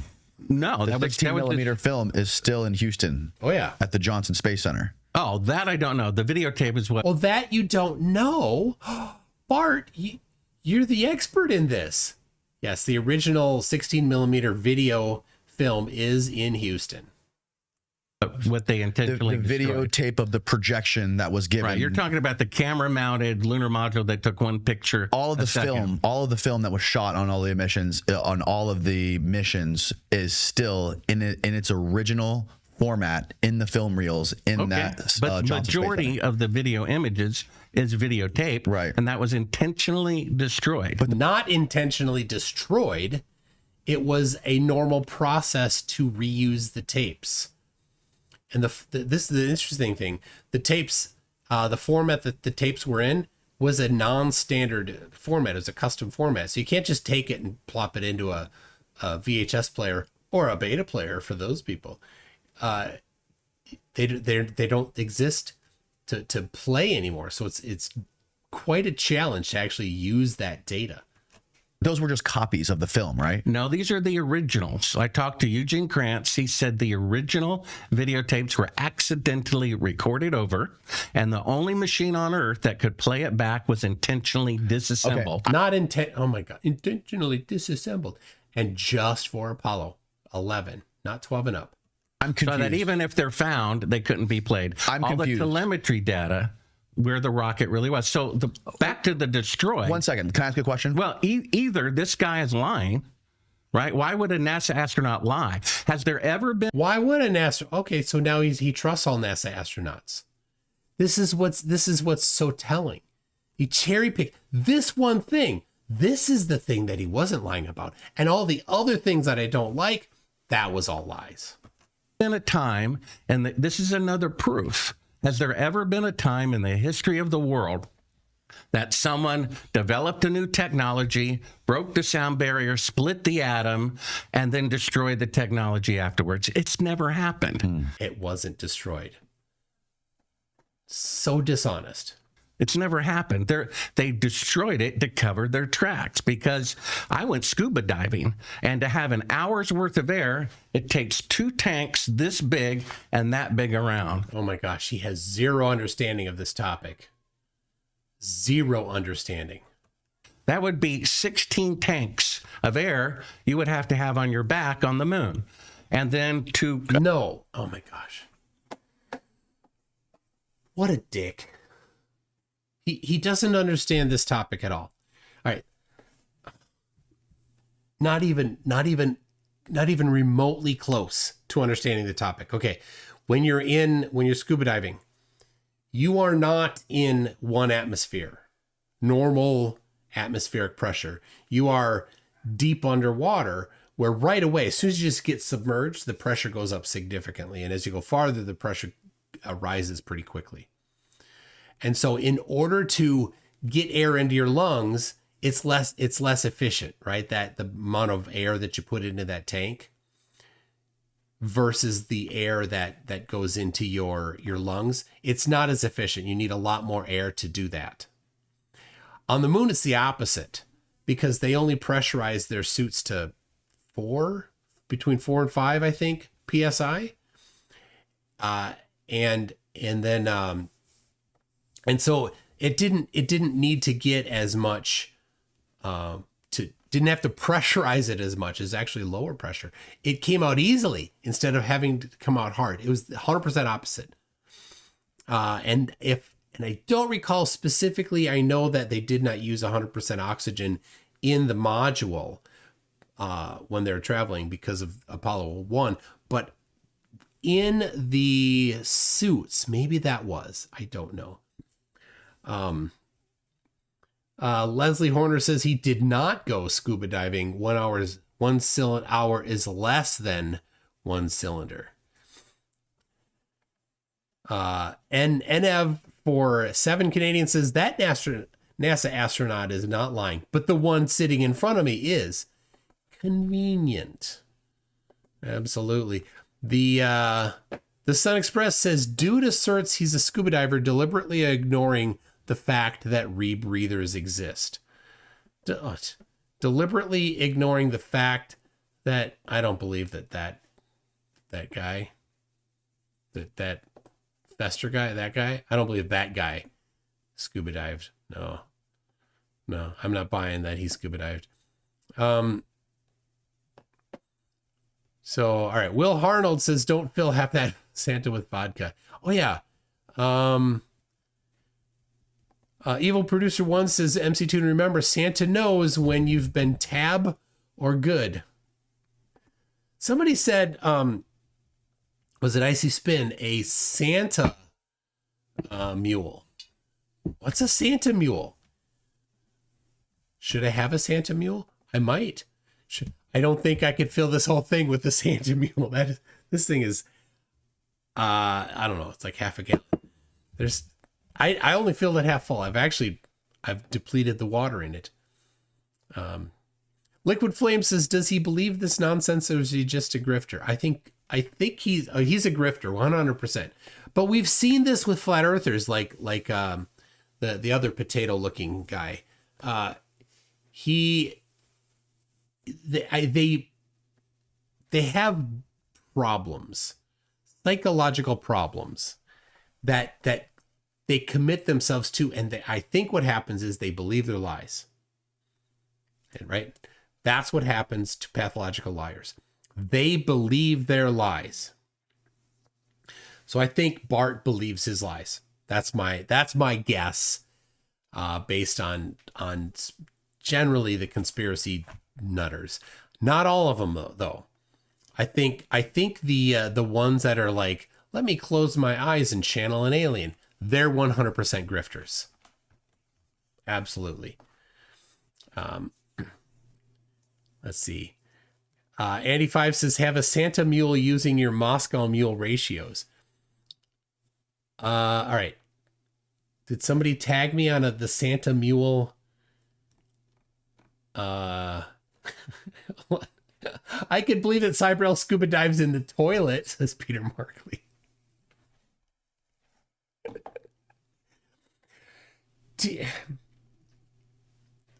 My kids and I, we just joke a lot about any store that sells toilets is the toilet store, right?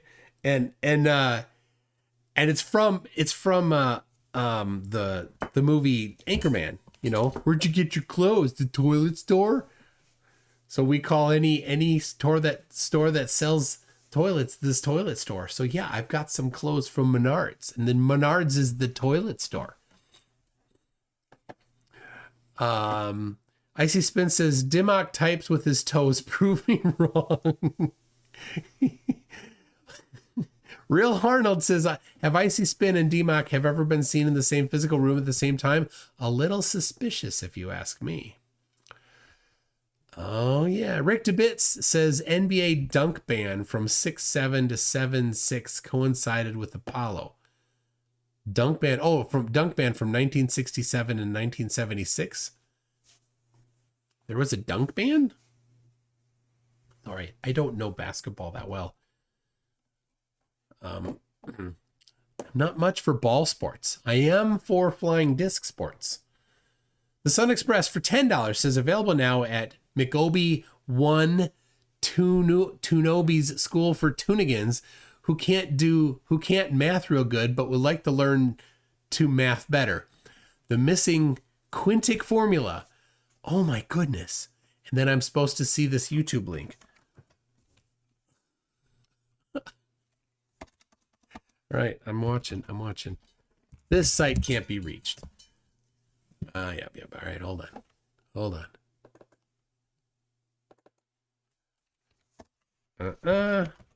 YouTube.com. There it is. These dots. Solving polynomials is hard. Here's why. Okay, I'll put this in. I'm not going to play this 27-minute video, though. Well, hold on. There you go. There it is. There's the one from the Sun Express. From Two Swap, solving polynomials is hard. Here's why. Just 7 days ago, 340,000 views. Well, people, if you don't know how to do polynomials, you better go watch that video as soon as you're done with this one. Frank Burns says my comment filters are too strict. I don't know. Fletcher Boy says, Toon, on your next Gulf Coast trip, add a day at a Huntsville, Alabama meetup. Oh, you know, I would love to go to Huntsville. I would absolutely love to. We are going. We've booked some of the stuff for late February and going into March. So, could be. My wife tires a little bit of too much sciencey things. So I gotta like, oh yeah, I'm bringing let's go to the beach. Why did you bring the P1000? Oh, you know, just to get pictures of, you know, I just, like, can we go at sunset? Why do you want to go at sunset? Because, honey, I want to walk on the beach with you at sunset. I mean, whatever. I don't just want to, you know, record the sun not changing in angular width at sunset through a solar filter. Collab with Smarter Every Day, says Peter Markley. Yeah, I will, Peter. You send him an email, let him know that I'm open to collabing with him.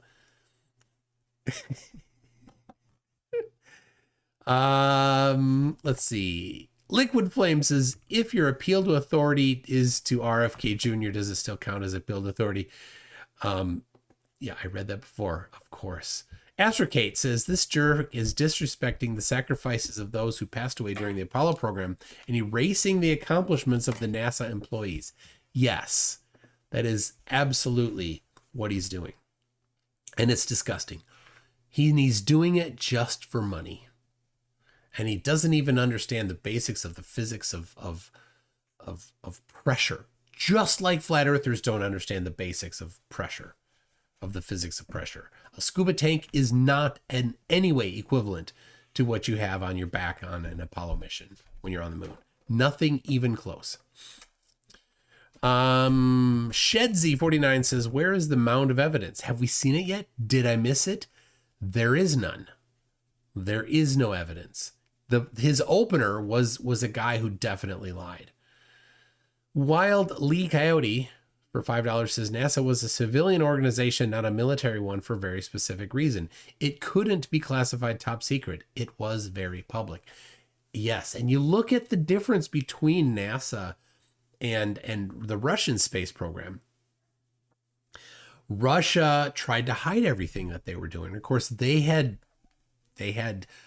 dual space exploration and military purposes in it.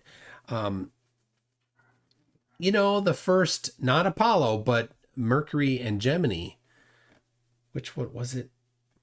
One of them was just a missile. This is just a missile that was initially had, I don't know. Initially was to have a warhead on it. They're like, nope, let's not do that. Stop doing that. And then they put a capsule on it and put a person on it. So, but it was all public.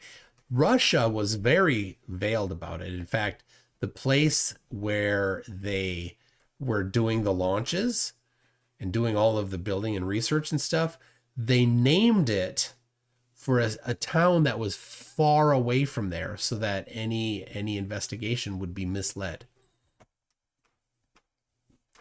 Right? They did that on purpose. They were trying to hide things. Papa Russian says, for $5, first rule of sci-fi club, or do you mean sci-fi club?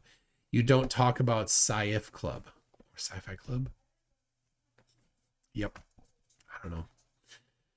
Cretan Ball for 5 Canadian says, do these guys not realize it look like two douches badgering an old man who actually has integrity? It scares me that there's an audience for this. So he was trying to play the middle, this Danny Jones, but I kind of get I don't know who he is, but I'm getting the impression that he's a little bit of a conspiracy guy. So Liquid Flame says, this is just a long rant of personal incredulity. Yes. It's back to the same thing. If you have evidence and you're on a show like this, you start with the banger. You start with the big evidence instead of, well, this one guy said this one thing one time, and that's totally it. Therefore, it was destroyed. Is Bart seriously unaware that the museums all over the United States have Apollo capsules in them? Is he really unaware of that fact? That people can just go look at them. Mercury Redstone, says iSolder74.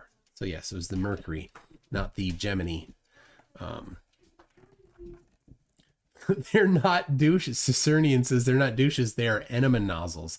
They stink and are unwanted.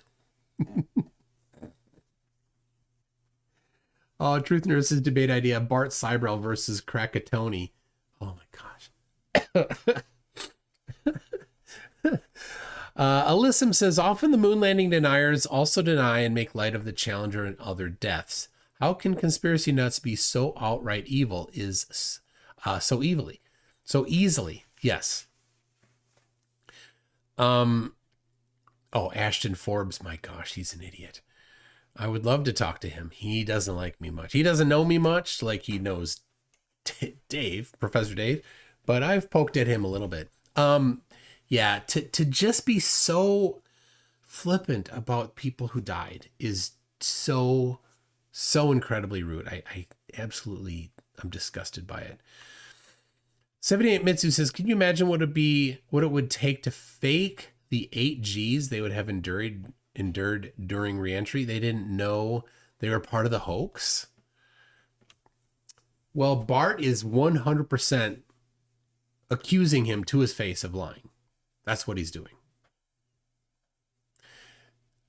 Now the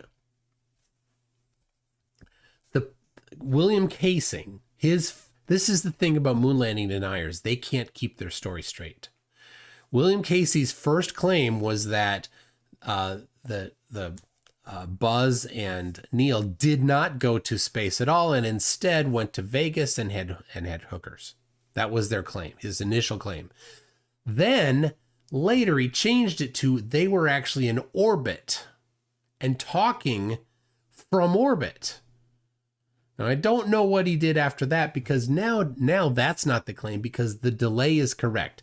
The moon landing deniers got they're like, well, how come there's no delay if they went to the moon and back? They got that wrong, right? So the moon landing deniers that have been around a while know that they can't go to that.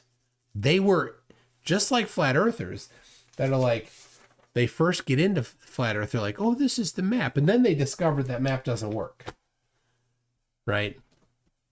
We went to Antarctica. The sun didn't do what that map requires. Like, oh, well, that map doesn't matter anymore, right? All of the things that they got into the conspiracy for, the way the road that got them into the conspiracy, all of these things were shown to be wrong, right? Yet they still hold the conspiracy because they got into the conspiracy. Now they have that religious belief, but they don't have any reasons left. All the reasons that got them there in the first place, they've discovered, have been severely debunked. Moon landing, same thing. The delay doesn't work. That's obviously wrong. Shadows are all right. Flag waving, well, doesn't make right. It was completely explained and well understood. Oh, the flag looks wet. It doesn't look wet. How come they didn't, take pictures of this or what? Oh, well, they did take pictures. What about stars? Well, there are some pictures that have stars, but you have to overexpose the picture to get stars. And there are some overexposed pictures that have stars.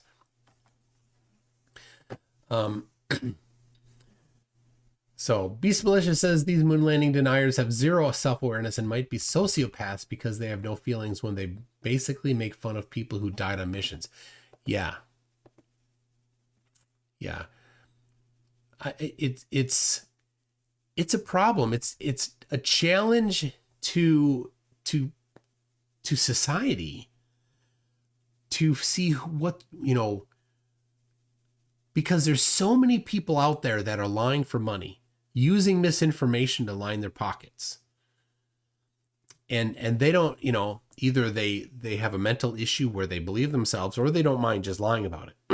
And then there's the gullible people that won't do the research and won't do the critical thinking. So it's getting to be, I don't know, it's getting to be a problem with social media enabling these grifting, lying scum to reach more people. So the close your eyes and pretend you're channeling an alien, well, there's people that believe that because they're not critical thinkers. The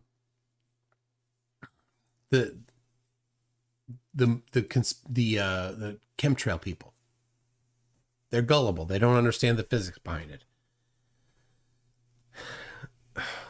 Like, you can get rid of chemtrails by spraying vinegar. Really? Oh, you're so dumb. It'd be adorable if you weren't just so dumb.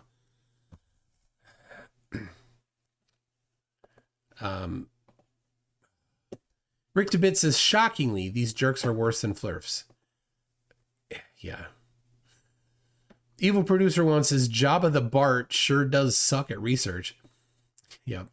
Back to they're worse than flirfs, Rick DeBits. All flirfs take Bart until he gets to the point where they're like, well, they were in low Earth orbit. They dropped there, but they're all with Bart up to that point. So they're the same, right? The flirfs have 100%, not 100%, nearly 100% of the flirfs believe the same thing that Bart did about Apollo 11. And the same thing probably that I would guess that Bart believes about Challenger. Maybe not. Maybe Bart isn't. I don't know. I would say maybe some of the moon landing deniers are not with Challenger, thinking that it was faked. So that would make flirfs worse, actually. They just don't talk about it as much. Right? Yeah, it's a problem for humanity. I see it. Unfornicated says rebreathers have existed for 145 years. And then Unfornicated says, I have dove in a dry suit with a rebreather. Bart thinks snorkeling makes him no more than an astronaut. Yeah. Not just more than an astronaut, more than the engineers that designed the suit and the oxygen supply. That's what he thinks. He thinks he knows more than them. But he's an idiot. Fletcher Boy says, Toon, on your next golf coaches, yeah, Huntsville. Okay. I definitely want to do that. If you are, I don't know, send me an email, or if you're interested, if you are in the Huntsville area and would come to meet up there or something, I don't know. I would love it. That'd be so good. So many amateur radio enthusiasts listened direct to the moon transmissions and did not have to go via NASA. That's absolutely true. You know, let me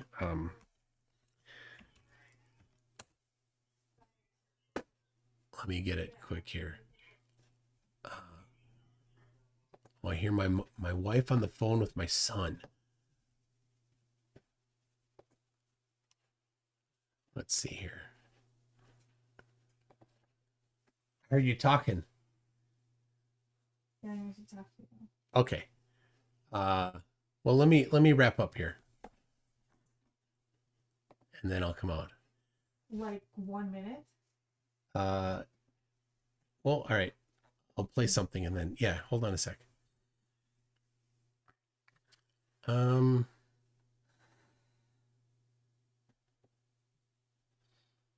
Just a second. I'm getting something here. All right.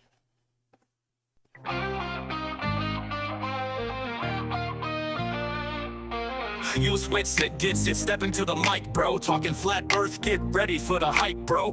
Aced algebra in school, honors too, bro. Gravity's a lie, yeah, I'm in the zone, bro. Electrostatics, that's the real deal, bro. They say the earth's a globe, but that ain't right, bro. I'm the best flat earth debater, bro. Humbly, opposition ain't on my level, so, but let's not get too technical, bro. This is so funny, you're getting crushed, bro. I'm schooling you, bro.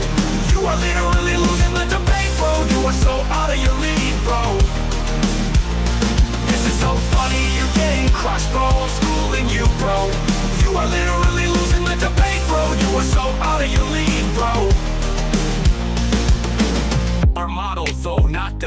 full, bro. It's superior, your model's falsified, bro. Van de Graaff generator, electrostatic's a maze, bro. May objects change weight, just a phase, bro. 100 volts per meter electric field, you know, bro. Flipped it with 400,000 volts, whoa. Small bits loaded, defying gravity like totally, bro. Next I'll rub a cat to a brick the show, bro.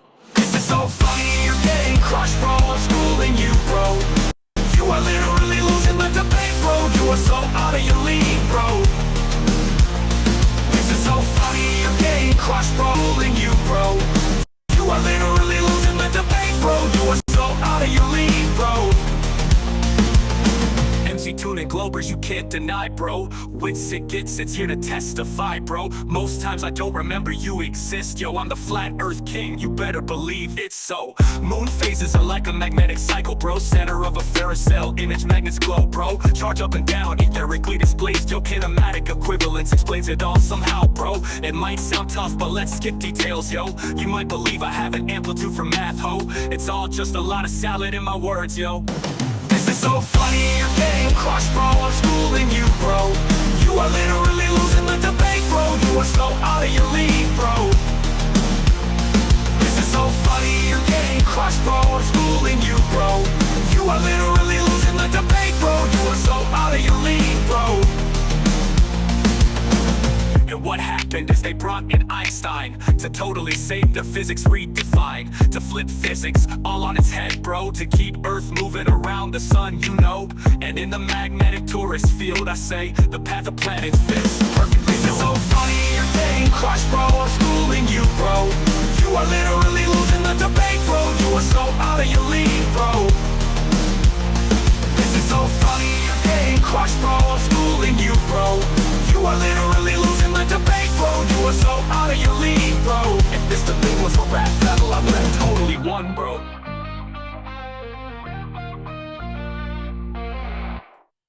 All right, well, I do need to get going here.